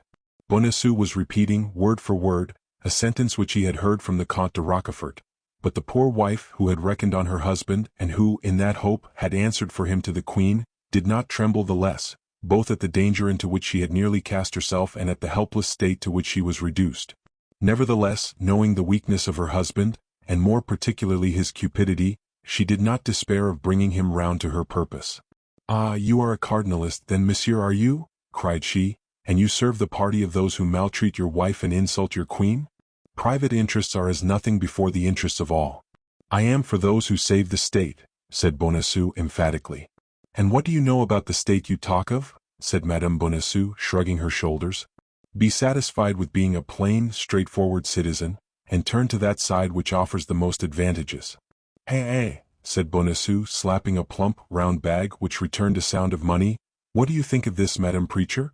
Whence comes that money? You do not guess? From the cardinal? From him and from my friend the Comte de Rochefort." "The Comte de Rochefort? Why, it was he who carried me off." "That may be, madam. And you receive silver from that man? Have you not said that that abduction was entirely political?" "Yes, but that abduction had for its object the betrayal of my mistress, to draw from me by torture confessions that might compromise the honor, and perhaps the life, of my august mistress." "Madam," replied Bonacieux, "your august mistress is a perfidious Spaniard, and what the cardinal does is well done." "Monsieur," said the young woman, "I know you to be cowardly, avaricious, and foolish, but I never till now believed you infamous." "Madam," said Bonacieux, who had never seen his wife in a passion, and who recoiled before this conjugal anger, "Madam, what do you say?" "I say you are a miserable creature," continued Madame Bonacieux, who saw she was regaining some little influence over her husband. "You meddle with politics, do you, and still more with cardinalist politics? Why, you sell yourself body and soul to the demon, the devil, for money." "No, to the cardinal." "It's the same thing," cried the young woman. "Who calls Richelieu calls Satan. Hold your tongue, madam. You may be overheard." "Yes, you are right. I should be ashamed for anyone to know your baseness. But what do you require of me, then? Let us see. I have told you. You must depart instantly, monsieur. You must accomplish loyally the commission with which I deign to charge you, and on that condition I pardon everything, I forget everything, and what is more," and she held out her hand to him, "I restore my love." Bonacieux was cowardly and avaricious, but he loved his wife. He was softened. A man of 50 cannot long bear malice with a wife of 23. Madame Bonacieux saw that he hesitated. "Come. Have you decided?" said she. "But, my dear love, reflect a little upon what you require of me. London is far from Paris, very far, and perhaps the commission with which you charge me is not without dangers. What matters it if you avoid them?" "Hold, Madame Bonacieux," said the mercer, "hold. I positively refuse. Intrigues terrify me. I've seen the Bastille. Phew. That's a frightful place, that Bastille. Only to think of it makes my flesh crawl. They threaten me with torture. Do you know what torture is? Wooden points that they stick in between your legs till your bones stick out. No, positively I will not go. And morbleu, why do you not go yourself? For in truth, I think I have hitherto been deceived in you. I really believe you are a man, and a violent one too. And you are a woman, a miserable woman, stupid and brutal. You are afraid, are you? Well, if you do not go this very instant, I will have you arrested by the Queen's orders, and I will have you placed in the Bastille which you dread so much." Bonacieux fell into a profound reflection. He weighed the two angers in his brain, that of the cardinal and that of the queen. That of the cardinal predominated enormously. "Have me arrested on the part of the queen," said he, "and I will appeal to his eminence." At once Madame Bonacieux saw that she had gone too far, and she was terrified at having communicated so much. She for a moment contemplated with fright that stupid countenance, impressed with the invincible resolution of a fool that is overcome by fear. "Well, be it so," said she. "Perhaps, when all is considered, you are right. In the long run, a man knows more about politics than a woman, particularly such as, like you, Monsieur Bonacieux, have conversed with the cardinal. And yet it is very hard," added she, "that a man upon whose affection I thought I might depend, treats me thus unkindly and will not comply with any of my fancies." "That is because your fancies go too far," replied the triumphant Bonacieux, "and I mistrust them." "Well, I will give it up then," said the young woman, sighing. "It is well as it is, say no more about it." "At least you should tell me what I should have to do in London," replied Bonacieux, who remembered a little too late that Rochefort had desired him to endeavor to obtain his wife's secrets. "It is of no use for you to know anything about it," said the young woman, whom an instinctive mistrust now impelled to draw back. It was about one of those purchases that interest women, a purchase by which much might have been gained. But the more the young woman excused herself, the more important Bonacieux thought the secret which she declined to confide to him.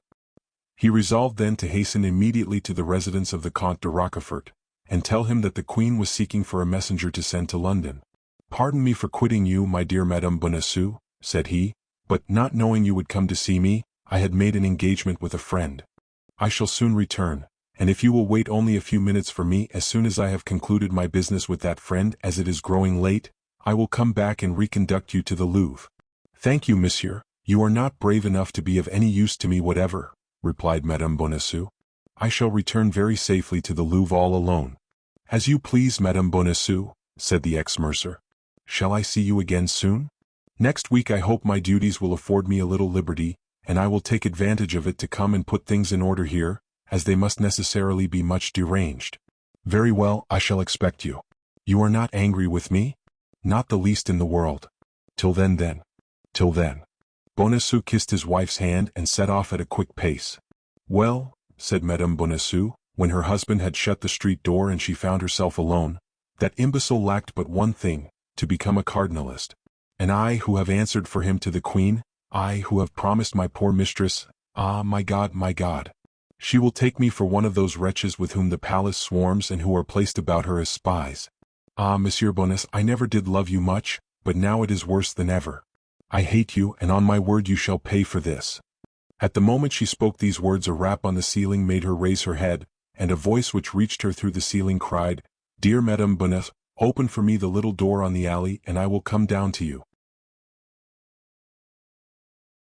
Chapter 18. Lover and Husband. "Ah, madame," said D'Artagnan, entering by the door which the young woman opened for him, "allow me to tell you that you have a bad sort of a husband." "You have, then, overheard our conversation?" asked Madame Bonacieux eagerly and looking at D'Artagnan with disquiet. "The whole." "But how, my God?" "By a mode of proceeding known to myself, and by which I likewise overheard the more animated conversation which he had with the cardinal's police." "And what did you understand by what we said?" "A thousand things. In the first place, that, unfortunately, your husband is a simpleton and a fool. In the next place, you are in trouble, of which I am very glad, as it gives me an opportunity of placing myself at your service, and God knows I am ready to throw myself into the fire for you. Finally, that the Queen wants a brave, intelligent, devoted man to make a journey to London for her. I have at least two of the three qualities you stand in need of, and here I am." Madame Bonacieux made no reply, but her heart beat with joy and secret hope shone in her eyes. "And what guarantee will you give me," asked she, "if I consent to confide this message to you?" "My love for you." "But, command." "What is to be done?" My God, murmured the young woman, "ought I to confide such a secret to you, monsieur? You are almost a boy. I see that you require someone to answer for me? I admit that would reassure me greatly. Do you know Athos?" "No." "Porthos?" "No." "Aramis?" "No." "Who are these gentlemen?" "Three of the king's musketeers." "Do you know Monsieur de Treville, their captain?" "Oh yes, him. I know him, not personally, but from having heard the Queen speak of him more than once as a brave and loyal gentleman." "You do not fear lest he should betray you to the cardinal?" "Oh no, certainly not." "Well, reveal your secret to him and ask him whether, however important, however valuable, however terrible it may be, you may not confide it to me. But this secret is not mine, and I cannot reveal it in this manner." "You were about to confide it to Monsieur Bonacieux," said D'Artagnan with chagrin. "As one confides a letter to the hollow of a tree, to the wing of a pigeon, to the collar of a dog. And yet me, you see plainly that I love you. You say so. I am an honorable man. You say so. I am a gallant fellow. I believe it. I am brave. Oh, I am sure of that. Then put me to the proof." Madame Bonacieux looked at the young man, restrained for a minute by a last hesitation, but there was such an ardor in his eyes, such persuasion in his voice, that she felt herself constrained to confide in him.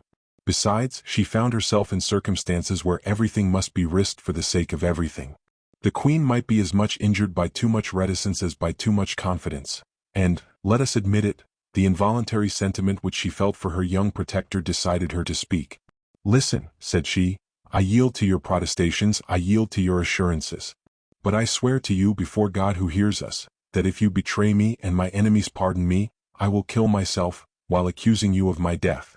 And I swear to you before God, madam," said D'Artagnan, "that if I am taken while accomplishing the orders you give me, I will die sooner than do anything that may compromise anyone." Then the young woman confided in him the terrible secret of which chance had already communicated to him apart in front of the Samaritan. This was their mutual declaration of love. D'Artagnan was radiant with joy and pride. This secret which he possessed, this woman whom he loved. Confidence and love made him a giant. "I go," said he, "I go at once." "How you will go?" said Madame Bonacieux. "And your regiment, your captain? By my soul, you had made me forget all that, dear Constance. Yes, you are right, a furlough is needful." "Still another obstacle," murmured Madame Bonacieux sorrowfully. "As to that," cried D'Artagnan after a moment of reflection, "I shall surmount it, be assured." "How so?" "I will go this very evening to Tréville, whom I will request to ask this favor for me of his brother-in-law, Monsieur de Cessart. But another thing." "What?" asked D'Artagnan, seeing that Madame Bonacieux hesitated to continue. "You have, perhaps, no money?" "Perhaps is too much," said D'Artagnan, smiling. "Then," replied Madame Bonacieux, opening a cupboard and taking from it the very bag which a half-hour before her husband had caressed so affectionately, "take this bag."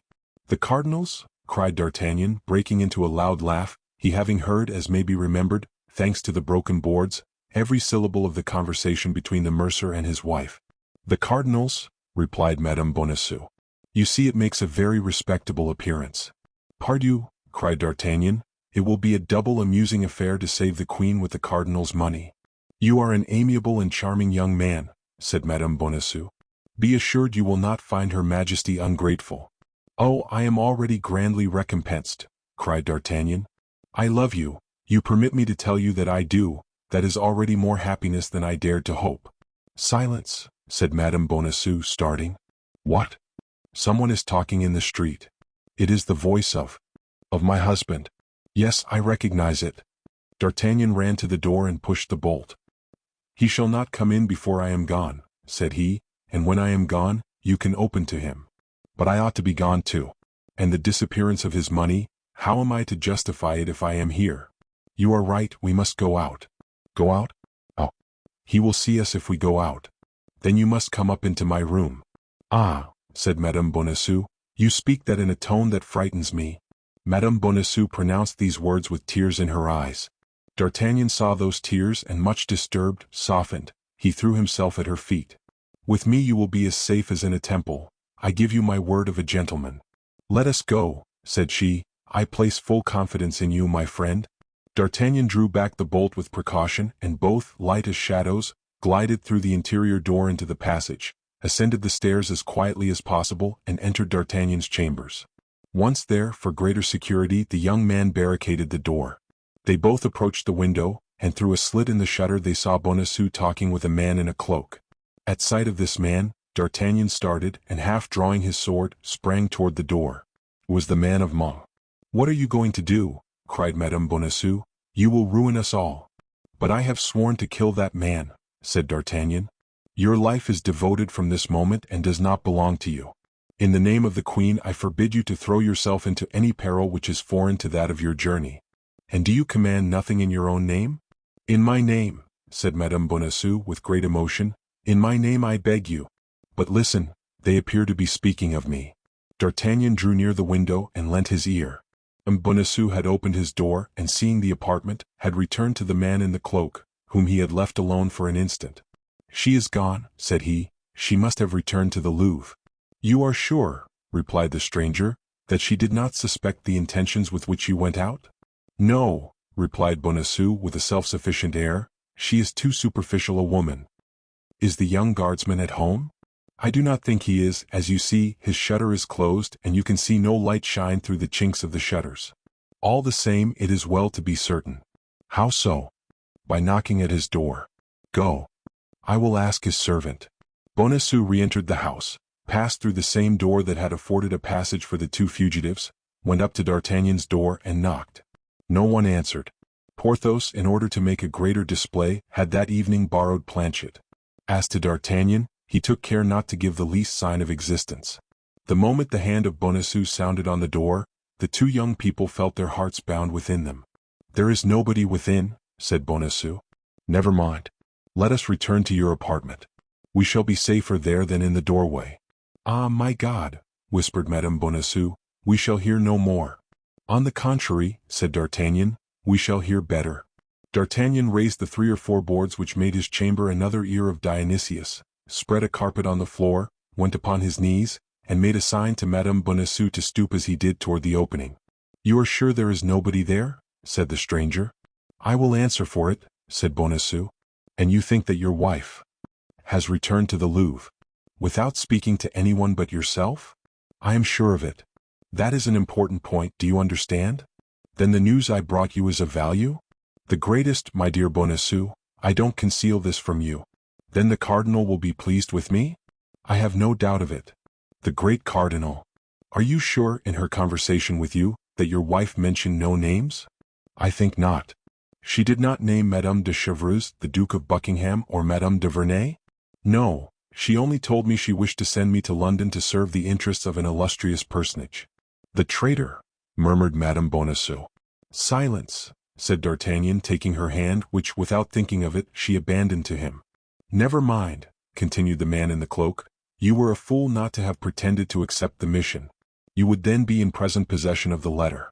The state which is now threatened would be safe, and you, and I. Well, the cardinal would have given you letters of nobility. Did he tell you so? Yes, I know that he meant to afford you that agreeable surprise. Be satisfied, replied Bonacieux, my wife adores me and there is yet time. The ninny, murmured Madame Bonacieux. Silence, said D'Artagnan, pressing her hand more closely. How is there still time? Asked the man in the cloak. I go to the Louvre, I ask for Madame Bonacieux, I say that I have reflected, I renew the affair, I obtain the letter and I run directly to the cardinal. Well, go quickly.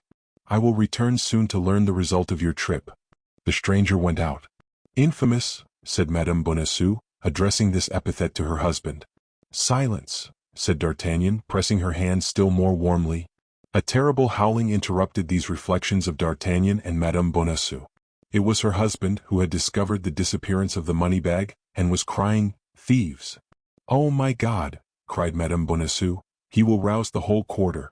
Bonacieux called a long time, but as such cries, on account of their frequency, brought nobody in the Rue des Fossoyeurs, and as lately the mercer's house had a bad name, finding that nobody came, he went out continuing to call, his voice being heard fainter and fainter as he went in the direction of the Rue du Bac.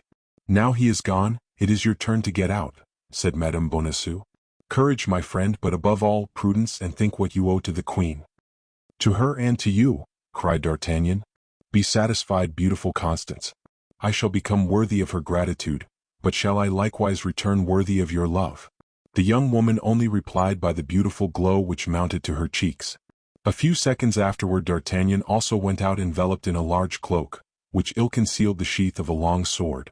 Madame Bonacieux followed him with her eyes, with that long fond look with which he had turned the angle of the street. She fell on her knees and clasping her hands, "Oh my God," cried she, "protect the queen, protect me." Chapter 19. Plan of Campaign. D'Artagnan went straight to M. de Treville's. He had reflected that in a few minutes the cardinal would be warned by this cursed stranger, who appeared to be his agent, and he judged, with reason, he had not a moment to lose. The heart of the young man overflowed with joy. An opportunity presented itself to him in which there would be at the same time glory to be acquired, and money to be gained, and as a far higher encouragement, it brought him into close intimacy with a woman he adored. This chance did then, for him at once more than he would have dared to ask of Providence. De Treville was in his saloon with his habitual court of gentlemen. D'Artagnan, who was known as a familiar of the house, went straight to his office, and sent word that he wished to see him on something of importance. D'Artagnan had been there scarcely 5 minutes when M. de Treville entered. At the first glance, and by the joy which was painted on his countenance, the worthy captain plainly perceived that something new was on foot. All the way along D'Artagnan had been consulting with himself whether he should place confidence in M. de Treville, or whether he should only ask him to give him carte blanche for some secret affair. But M. de Treville had always been so thoroughly his friend, had always been so devoted to the king and queen, and hated the cardinal so cordially, that the young man resolved to tell him everything. "Did you ask for me, my good friend?" said M. de Treville. "Yes, monsieur," said D'Artagnan, lowering his voice, "and you will pardon me, I hope, for having disturbed you when you know the importance of my business." "Speak then, I am all attention." "It concerns nothing less," said D'Artagnan, "than the honor, perhaps the life of the queen." "What did you say?" asked M. de Treville, glancing round to see if they were surely alone, and then fixing his questioning look upon D'Artagnan. "I say, monsieur, that chance has rendered me master of a secret, which you will guard, I hope, young man, as your life, but which I must impart to you, monsieur, for you alone can assist me in the mission I have just received from Her Majesty." "Is this secret your own?" "No, monsieur, it is Her Majesty's." "Are you authorized by Her Majesty to communicate it to me?" "No, monsieur, for, on the contrary, I am desired to preserve the profoundest mystery." "Why then are you about to betray it to me?" "Because, as I said, without you I can do nothing, and I am afraid you will refuse me the favor I come to ask if you do not know to what end I ask it." "Keep your secret, young man, and tell me what you wish." "I wish you to obtain for me from Monsieur de Cessert leave of absence for 15 days. "When?" "This very night." "You leave Paris?" "I am going on a mission." "May you tell me whither?" "To London." "Has anyone an interest in preventing your arrival there?" "The cardinal, I believe, would give the world to prevent my success." "And you are going alone?" "I am going alone." "In that case you will not get beyond Bondy. I tell you so, by the faith of de Treville." "How so?" "You will be assassinated." "And I shall die in the performance of my duty." "But your mission will not be accomplished." "That is true," replied D'Artagnan. "Believe me," continued Treville, "in enterprises of this kind, in order that one may arrive, for must set out." "Ah, you are right, monsieur," said D'Artagnan, "but you know Athos, Porthos, and Aramis, and you know if I can dispose of them, without confiding to them the secret which I am not willing to know? We are sworn, once for all, to implicit confidence and devotedness against all proof. Besides, you can tell them that you have full confidence in me, and they will not be more incredulous than you. I can send to each of them leave of absence for 15 days, that is all, to Athos, whose wound still makes him suffer, to go to the waters of Forges, to Porthos and Aramis to accompany their friend, whom they are not willing to abandon in such a painful condition. Sending their leave of absence will be proof enough that I authorize their journey." "Thanks, monsieur. You are 100 times too good." "Begone then, find them instantly, and let all be done tonight." "Ah, but first write your request to de Cessert. Perhaps you had a spy at your heels, and your visit, if it should ever be known to the cardinal, will thus seem legitimate." D'Artagnan drew up his request, and M. de Treville, on receiving it, assured him that by 2 o'clock in the morning the 4 leaves of absence should be at the respective domiciles of the travelers. "Have the goodness to send mine to Athos's residence. I should dread some disagreeable encounter if I were to go home." "Be easy. Adieu and a prosperous voyage." "A propos," said M. de Treville, calling him back. D'Artagnan returned. "Have you any money?" D'Artagnan tapped the bag he had in his pocket. "Enough?" asked M. de Treville. 300 pistoles. "Oh, plenty. That would carry you to the end of the world." "Begone then." D'Artagnan saluted M. de Treville, who held out his hand to him. D'Artagnan pressed it with a respect mixed with gratitude. Since his first arrival at Paris, he had had constant occasion to honor this excellent man, whom he had always found worthy, loyal, and great. His first visit was to Aramis, at whose residence he had not been since the famous evening on which he had followed Madame Bonacieux. Still further, he had seldom seen the young musketeer, but every time he had seen him, he had remarked a deep sadness imprinted on his countenance. This evening especially Aramis was melancholy and thoughtful. D'Artagnan asked some questions about this prolonged melancholy.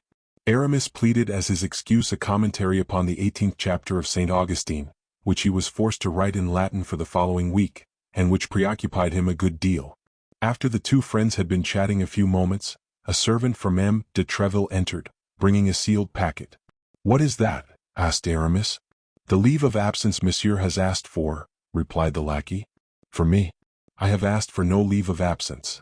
"Hold your tongue and take it," said D'Artagnan. "And you, my friend, there is a demi-pistolet for your trouble.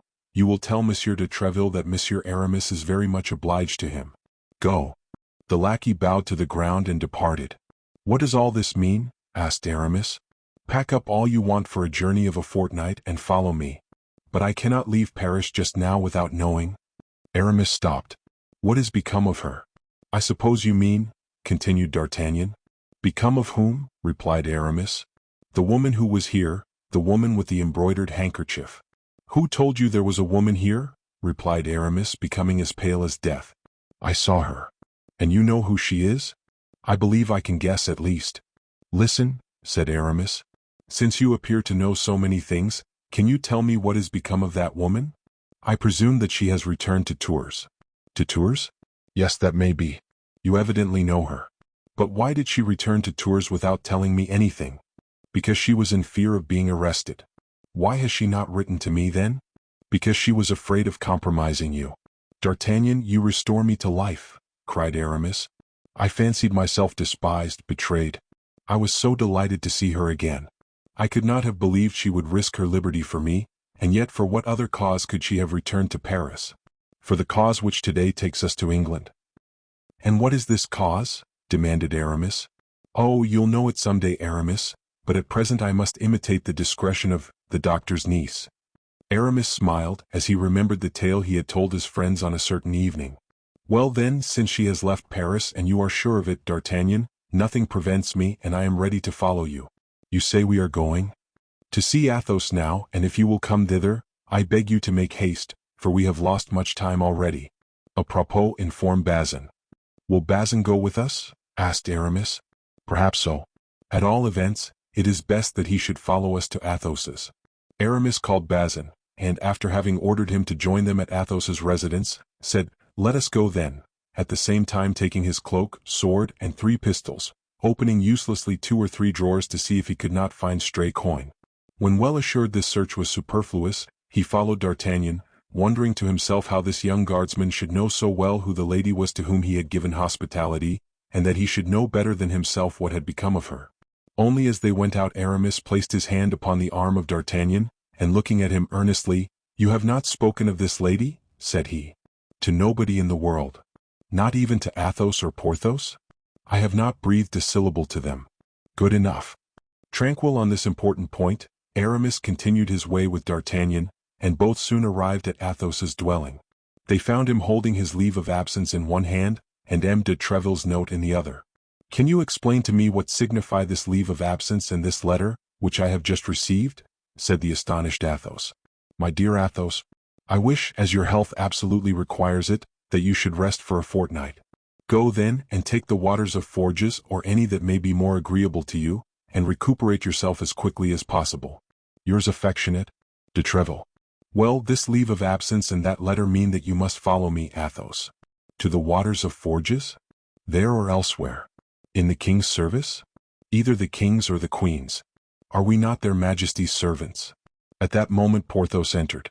"Pardieu," said he, "here is a strange thing. Since when, I wonder, in the Musketeers, did they grant men leave of absence without their asking for it?" "Since," said D'Artagnan, "they have friends who ask it for them." "Ah, aye," said Porthos, "it appears there's something fresh here."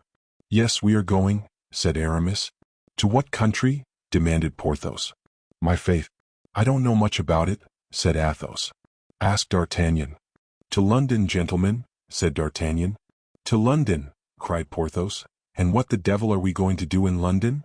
"That is what I am not at liberty to tell you, gentlemen," You must trust to me. But in order to go to London, added Porthos, money is needed and I have none. Nor I, said Aramis. Nor I, said Athos. I have, replied D'Artagnan, pulling out his treasure from his pocket and placing it on the table. There are in this bag 300 pistoles. Let each take 75. That is enough to take us to London and back. Besides, make yourselves easy, we shall not all arrive at London. Why so? Because, in all probability, some one of us will be left on the road. Is this, then, a campaign upon which we are now entering? One of a most dangerous kind, I give you notice. But if we do risk being killed, said Porthos, at least I should like to know what for. You would be all the wiser, said Athos. And yet, said Aramis, I am somewhat of Porthos's opinion. Is the king accustomed to give you such reasons? No. He says to you jauntily, Gentlemen, there is fighting going on in Gascony or in Flanders. Go and fight, and you go there. What? You need give yourselves no more uneasiness about this. D'Artagnan is right, said Athos. Here are our 3 leaves of absence which came from Monsieur de Treville, and here are 300 pistoles which came from I don't know where. So let us go and get killed where we are told to go. Is life worth the trouble of so many questions? D'Artagnan, I am ready to follow you. And I also, said Porthos. And I also, said Aramis. And indeed I am not sorry to quit Paris. I had need of distraction. Well, you will have distractions enough, gentlemen, be assured, said D'Artagnan. And now when are we to go? Asked Athos. Immediately, replied D'Artagnan. We have not a minute to lose. Hello, Grimaud, Planchet, Mousqueton, Bazin, cried the 4 young men, calling their lackeys. Clean my boots and fetch the horses from the hotel. Each musketeer was accustomed to leave at the general hotel, as at a baraque, his own horse and that of his lackey. Planchet, Grimaud, Mousqueton, and Bazin set off at full speed. Now let us lay down the plan of campaign, said Porthos. Where do we go first? To Calais, said D'Artagnan. That is the most direct line to London. Well, said Porthos, this is my advice. Speak. 4 men traveling together would be suspected. D'Artagnan will give each of us his instructions. I will go by the way of Boulogne to clear the way. Athos will set out 2 hours after by that of Amiens. Aramis will follow us by that of Noyon. As to D'Artagnan, he will go by what route he thinks is best in Planchet's clothes, while Planchet will follow us like D'Artagnan, in the uniform of the guards. Gentlemen, said Athos, my opinion is that it is not proper to allow lackeys to have anything to do in such an affair. A secret may, by chance, be betrayed by gentlemen, but it is almost always sold by lackeys. Porthos's plan appears to me to be impracticable, said D'Artagnan, inasmuch as I am myself ignorant of what instructions I can give you. I am the bearer of a letter, that is all. I have not, and I cannot make 3 copies of that letter because it is sealed. We must, then, as it appears to me, travel in company. This letter is here in this pocket, and he pointed to the pocket which contained the letter. If I should be killed, one of you must take it and continue the route. If he be killed, it will be another's turn, and so on, provided a single one arrives. That is all that is required. Bravo, D'Artagnan, your opinion is mine, cried Athos. Besides, we must be consistent. I am going to take the waters, you will accompany me. Instead of taking the waters of Forges, I go and take sea waters. I am free to do so. If anyone wishes to stop us, I will show Monsieur de Treville's letter, and you will show your leaves of absence. If we are attacked, we will defend ourselves. If we are tried, we will stoutly maintain that we were only anxious to dip ourselves a certain number of times in the sea. They would have an easy bargain of 4 isolated men, whereas 4 men together make a troop. We will arm our 4 lackeys with pistols and musktons. If they send an army out against us, we will give battle, and the survivor, as D'Artagnan says, will carry the letter. Well said, cried Aramis. You don't often speak, Athos, but when you do speak, it is like St. John of the Golden Mouth. I agree to Athos's plan. And you, Porthos? I agree to it too, said Porthos, if D'Artagnan approves of it. D'Artagnan, being the bearer of the letter, is naturally the head of the enterprise. Let him decide and we will execute. Well, said D'Artagnan, I decide that we should adopt Athos's plan, and that we set off in half an hour. Agreed, shouted the 3 musketeers in chorus. Each one, stretching out his hand to the bag, took his 75 pistoles, and made his preparations to set out at the time appointed. Chapter 20. The Journey. At 2 o'clock in the morning, our 4 adventurers left Paris by the Burier Street Dennis. As long as it was dark they remained silent. In spite of themselves they submitted to the influence of the obscurity, and apprehended ambushes on every side. With the first rays of day their tongues were loosened, with the sun gaiety revived. It was like the eve of a battle, the heart beat, the eyes laughed, and they felt that the life they were perhaps going to lose was, after all, a good thing. Besides, the appearance of the caravan was formidable. The black horses of the musketeers, their martial carriage, with the regimental step of these noble companions of the soldier, would have betrayed the most strict incognito. The lackeys followed, armed to the teeth. All went well till they arrived at Chantilly, which they reached about 8 o'clock in the morning. They needed breakfast, and alighted at the door of an auberge, recommended by a sign representing Saint Martin giving half his cloak to a poor man. They ordered the lackeys not to unsaddle the horses, and to hold themselves in readiness to set off again immediately. They entered the common hall and placed themselves at table. A gentleman, who had just arrived by the route of Dam Martin, was seated at the same table and was breakfasting. He opened the conversation about rain and fine weather. The travelers replied. He drank to their good health, and the travelers returned his politeness. But at the moment Mousqueton came to announce that the horses were ready, and they were arising from table, the stranger proposed to Porthos to drink the health of the cardinal. Porthos replied that he asked no better if the stranger, in his turn, would drink the health of the king. The stranger cried that he acknowledged no other king but his eminence. Porthos called him drunk, and the stranger drew his sword. "You have committed a piece of folly," said Athos, "but it can't be helped. There is no drawing back. Kill the fellow and rejoin us as soon as you can." All three remounted their horses and set out at a good pace, while Porthos was promising his adversary to perforate him with all the thrusts known in the fencing schools. "There goes one," cried Athos at the end of 500 paces. "But why did that man attack Porthos rather than any other one of us?" asked Aramis. "Because, as Porthos was talking louder than the rest of us, he took him for the chief," said D'Artagnan. "I always said that this cadet from Gascony was a well of wisdom," murmured Athos, and the travelers continued their route. At Beauvais they stopped 2 hours, as well to breathe their horses a little as to wait for Porthos. At the end of 2 hours, as Porthos did not come, not any news of him, they resumed their journey. At a league from Beauvais, where the road was confined between two high banks, they fell in with 8 or 10 men who, taking advantage of the road being unpaved in this spot, appeared to be employed in digging holes and filling up the ruts with mud. Aramis, not liking to soil his boots with this artificial mortar, apostrophized them rather sharply. Athos wished to restrain him, but it was too late. The laborers began to jeer the travelers and by their insolence disturbed the equanimity even of the cool Athos, who urged on his horse against one of them. Then each of these men retreated as far as the ditch, from which each took a concealed musket. The result was that our 7 travelers were outnumbered in weapons. Aramis received a ball which passed through his shoulder, and Mousqueton another ball which lodged in the fleshy part which prolongs the lower portion of the loins. Therefore Mousqueton alone fell from his horse, not because he was severely wounded, but not being able to see the wound, he judged it to be more serious than it really was. "It was an ambuscade," shouted D'Artagnan. "Don't waste a charge. Forward." Aramis, wounded as he was, seized the mane of his horse, which carried him on with the others. Mousqueton's horse rejoined them, and galloped by the side of his companions. "That will serve us for a relay," said Athos. "I would rather have had a hat," said D'Artagnan. "Mine was carried away by a ball. By my faith, it is very fortunate that the letter was not in it." "They'll kill poor Porthos when he comes up," said Aramis. "If Porthos were on his legs, he would have rejoined us by this time," said Athos. "My opinion is that on the ground the drunken man was not intoxicated."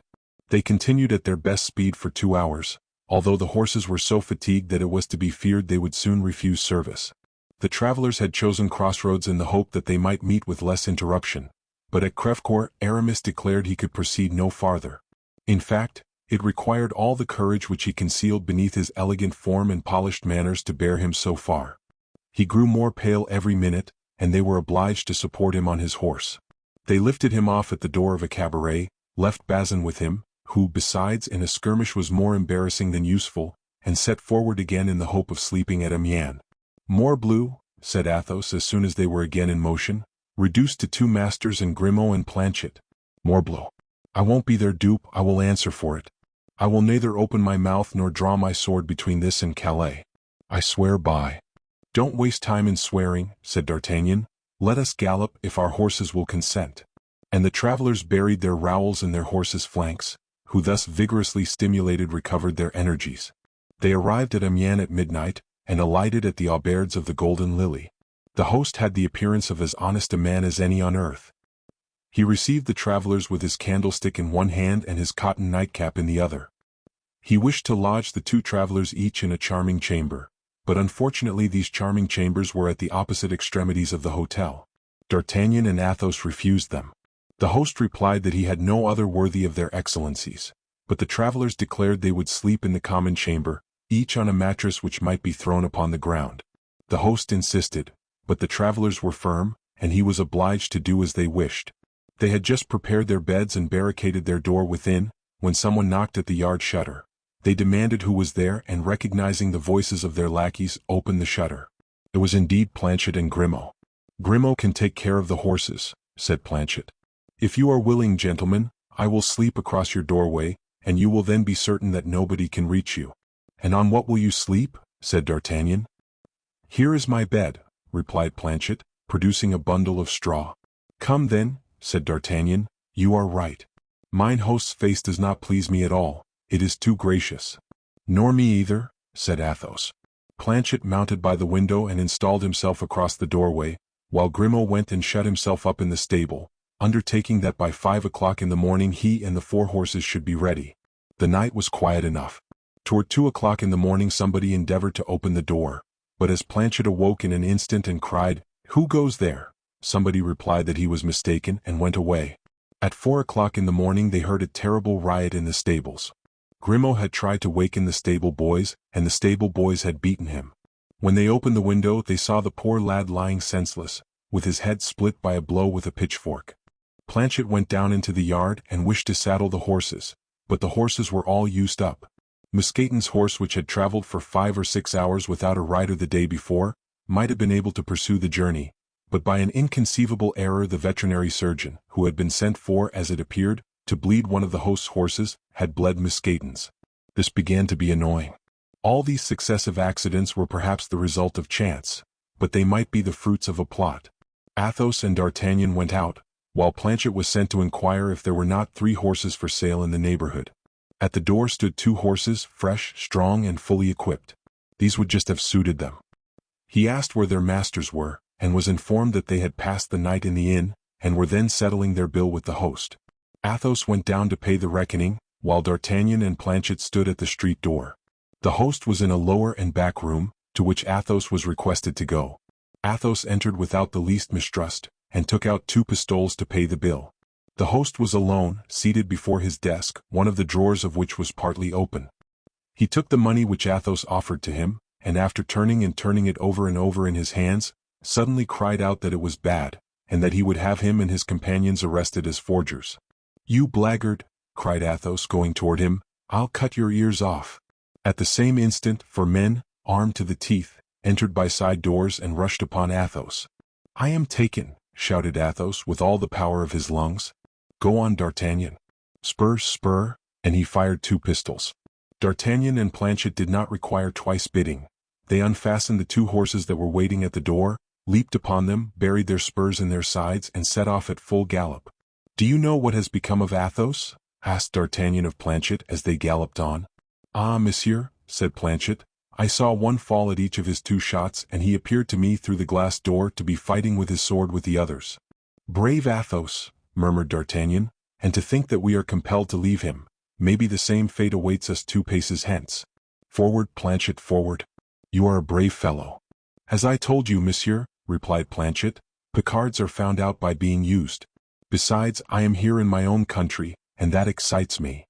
And both, with free use of the spur, arrived at St. Omer without drawing bit. At St. Omer they breathed their horses with the bridles passed under their arms for fear of accident, and ate a morsel from their hands on the stones of the street, after they departed again. At 100 paces from the gates of Calais, D'Artagnan's horse gave out, and could not by any means be made to get up again, the blood flowing from his eyes and his nose. There still remained Planchet's horse, but he stopped short and could not be made to move a step. Fortunately, as we have said, they were within 100 paces of the city. They left their 2 nags upon the high road and ran toward the quay. Planchet called his master's attention to a gentleman who had just arrived with his lackey, and only preceded them by about 50 paces. They made all speed to come up to this gentleman, who appeared to be in great haste.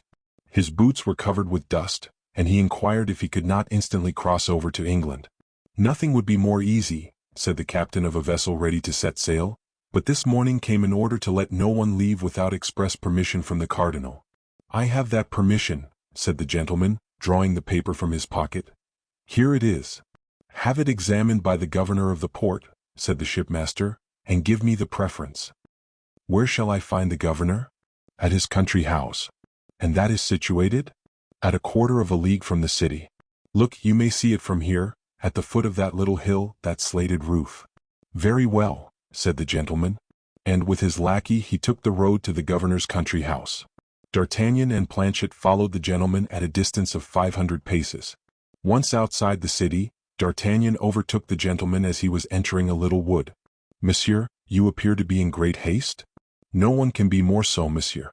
"I am sorry for that," said D'Artagnan, "for as I am in great haste likewise, I wish to beg you to render me a service." "What?" "To let me sail first." "That's impossible," said the gentleman. "I have traveled 60 leagues in 40 hours, and by tomorrow at midday I must be in London. I have performed that same distance in 40 hours, and by 10 o'clock in the morning I must be in London. Very sorry, monsieur, but I was here first and will not sail second." "I am sorry too, monsieur, but I arrived second and must sail first." "The king's service?" said the gentleman. "My own service," said D'Artagnan. "But this is a needless quarrel you seek with me, as it seems to me." "Parbleu! What do you desire it to be? What do you want? Would you like to know?" "Certainly." "Well then, I wish that order of which you are bearer, seeing that I have not one of my own and must have one." "You jest, I presume?" "I never jest." "Let me pass." "You shall not pass." "My brave young man, I will blow out your brains." "Hola, Lubin, my pistols." "Planchet," called out D'Artagnan, "take care of the lackey, I will manage the master." Planchet, emboldened by the first exploit, sprang upon Lubin, and being strong and vigorous, he soon got him on the broad of his back, and placed his knee upon his breast. "Go on with your affair, monsieur," cried Planchet. "I have finished mine." Seeing this, the gentleman drew his sword and sprang upon D'Artagnan, but he had too strong an adversary. In 3 seconds D'Artagnan had wounded him 3 times, exclaiming at each thrust, "One for Athos, one for Porthos, and one for Aramis." At the third hit the gentleman fell like a log. D'Artagnan believed him to be dead, or at least insensible, and went toward him for the purpose of taking the order. But the moment he extended his hand to search for it, the wounded man, who had not dropped his sword, plunged the point into D'Artagnan's breast, crying, "One for you, and one for me, the best for last," cried D'Artagnan, furious, nailing him to the earth with a 4th thrust through his body. This time the gentleman closed his eyes and fainted. D'Artagnan searched his pockets, and took from one of them the order for the passage. It was in the name of Comte de Wardes. Then, casting a glance on the handsome young man, who was scarcely 25 years of age, and whom he was leaving in his gore, deprived of sense and perhaps dead, he gave a sigh for that unaccountable destiny which leads men to destroy each other for the interests of people who are strangers to them and who often do not even know that they exist. But he was soon aroused from these reflections by Lubin, who uttered loud cries and screamed for help with all his might. Planchet grasped him by the throat and pressed as hard as he could. "Monsieur," said he, "as long as I hold him in this manner, he can't cry, I'll be bound, but as soon as I let go he will howl again. I know him for a Norman, and Normans are obstinate." In fact, tightly held as he was, Lubin endeavored still to cry out. "Stay," said D'Artagnan, and taking out his handkerchief, he gagged him. "Now," said Planchet, "let us bind him to a tree." This being properly done, they drew the Comte de Wardes close to his servant, and as night was approaching, and as the wounded man and the bound man were at some little distance within the wood, it was evident they were likely to remain there till the next day. "And now," said D'Artagnan, to the governors. "But you are wounded, it seems," said Planchet. "Oh, that's nothing. Let us attend to what is more pressing first, and then we will attend to my wound. Besides, it does not seem very dangerous." And they both set forward as fast as they could toward the country house of the worthy functionary. The Comte de Wardes was announced, and D'Artagnan was introduced. "You have an order signed by the cardinal?" said the governor. "Yes, monsieur," replied D'Artagnan. "Here it is." "Ah, it is quite regular and explicit," said the governor. "Most likely," said D'Artagnan, I am one of his most faithful servants. It appears that his eminence is anxious to prevent someone from crossing to England? Yes, a certain D'Artagnan, a Bernese gentleman who left Paris in company with 3 of his friends, with the intention of going to London. Do you know him personally? Asked the governor. Whom? This D'Artagnan. Perfectly well. Describe him to me then. Nothing more easy. And D'Artagnan gave, feature for feature, a description of the Comte de Wardes. Is he accompanied? Yes, by a lackey named Lubin. We will keep a sharp lookout for them, and if we lay hands on them his eminence may be assured they will be reconducted to Paris under a good escort. And by doing so, monsieur the governor, said D'Artagnan, you will deserve well of the cardinal. Shall you see him on your return, monsieur Count? Without a doubt. Tell him, I beg you, that I am his humble servant. I will not fail. Delighted with this assurance, the governor countersigned the passport and delivered it to D'Artagnan. D'Artagnan lost no time in useless compliments. He thanked the governor, bowed, and departed. Once outside, he and Planchet set off as fast as they could, and by making a long detour avoided the wood and re-entered the city by another gate. The vessel was quite ready to sail, and the captain was waiting on the wharf. Well, said he on perceiving D'Artagnan. Here is my pass countersigned, said the latter. And that other gentleman? He will not go today, said D'Artagnan, but here I'll pay you for us too. In that case let us go, said the shipmaster. Let us go, repeated D'Artagnan. He leaped with Planchet into the boat, and 5 minutes after they were on board. It was time, for they had scarcely sailed half a league, when D'Artagnan saw a flash and heard a detonation. It was the cannon which announced the closing of the port. He had now leisure to look to his wound. Fortunately, as D'Artagnan had thought, it was not dangerous. The point of the sword had touched a rib and glanced along the bone. Still further, his shirt had stuck to the wound, and he had lost only a few drops of blood. D'Artagnan was worn out with fatigue. A mattress was laid upon the deck for him. He threw himself upon it and fell asleep. On the morrow, at break of day, they were still 3 or 4 leagues from the coast of England. The breeze had been so light all night, they had made but little progress. At 10 o'clock the vessel cast anchor in the harbor of Dover, and at 10:30 D'Artagnan placed his foot on English land, crying, "Here I am at last." But that was not all. They must get to London. In England the post was well served. D'Artagnan and Planchet took each a post-horse, and a postilion rode before them. In a few hours they were in the capital. D'Artagnan did not know London. He did not know a word of English, but he wrote the name of Buckingham on a piece of paper, and everyone pointed out to him the way to the Duke's hotel. The Duke was at Windsor hunting with the King. D'Artagnan inquired for the confidential valet of the Duke, who, having accompanied him in all his voyages, spoke French perfectly well. He told him that he came from Paris on an affair of life and death, and that he must speak with his master instantly. The confidence with which D'Artagnan spoke convinced Patrick, which was the name of this minister of the minister. He ordered 2 horses to be saddled, and himself went as guide to the young guardsman. As for Planchet, he had been lifted from his horse as stiff as a rush. The poor lad's strength was almost exhausted. D'Artagnan seemed iron. On their arrival at the castle they learned that Buckingham and the King were hawking in the marshes 2 or 3 leagues away. In 20 minutes they were on the spot named. Patrick soon caught the sound of his master's voice calling his falcon. "Whom must I announce to my Lord Duke?" asked Patrick. "The young man who one evening sought a quarrel with him on the Pont Neuf, opposite the Samaritaine. A singular introduction. You will find that it is as good as another." Patrick galloped off, reached the Duke, and announced to him in the terms directed that a messenger awaited him. Buckingham at once remembered the circumstance, and suspecting that something was going on in France of which it was necessary he should be informed, he only took the time to inquire where the messenger was, and recognizing from afar the uniform of the guards, he put his horse into a gallop, and rode straight up to D'Artagnan. Patrick discreetly kept in the background. "No misfortune has happened to the Queen?" cried Buckingham, the instant he came up, throwing all his fear and love into the question. "I believe not. Nevertheless I believe she runs some great peril from which your grace alone can extricate her." "Aye," cried Buckingham. "What is it? I should be too happy to be of any service to her." "Speak, speak." "Take this letter," said D'Artagnan. "This letter. From whom comes this letter?" "From Her Majesty, as I think." "From Her Majesty," said Buckingham, becoming so pale that D'Artagnan feared he would faint as he broke the seal. "What is this rent?" said he, showing D'Artagnan a place where it had been pierced through. "Ah," said D'Artagnan, "I did not see that. It was the sword of the Comte de Wardes which made that hole, when he gave me a good thrust in the breast." "You are wounded?" asked Buckingham as he opened the letter.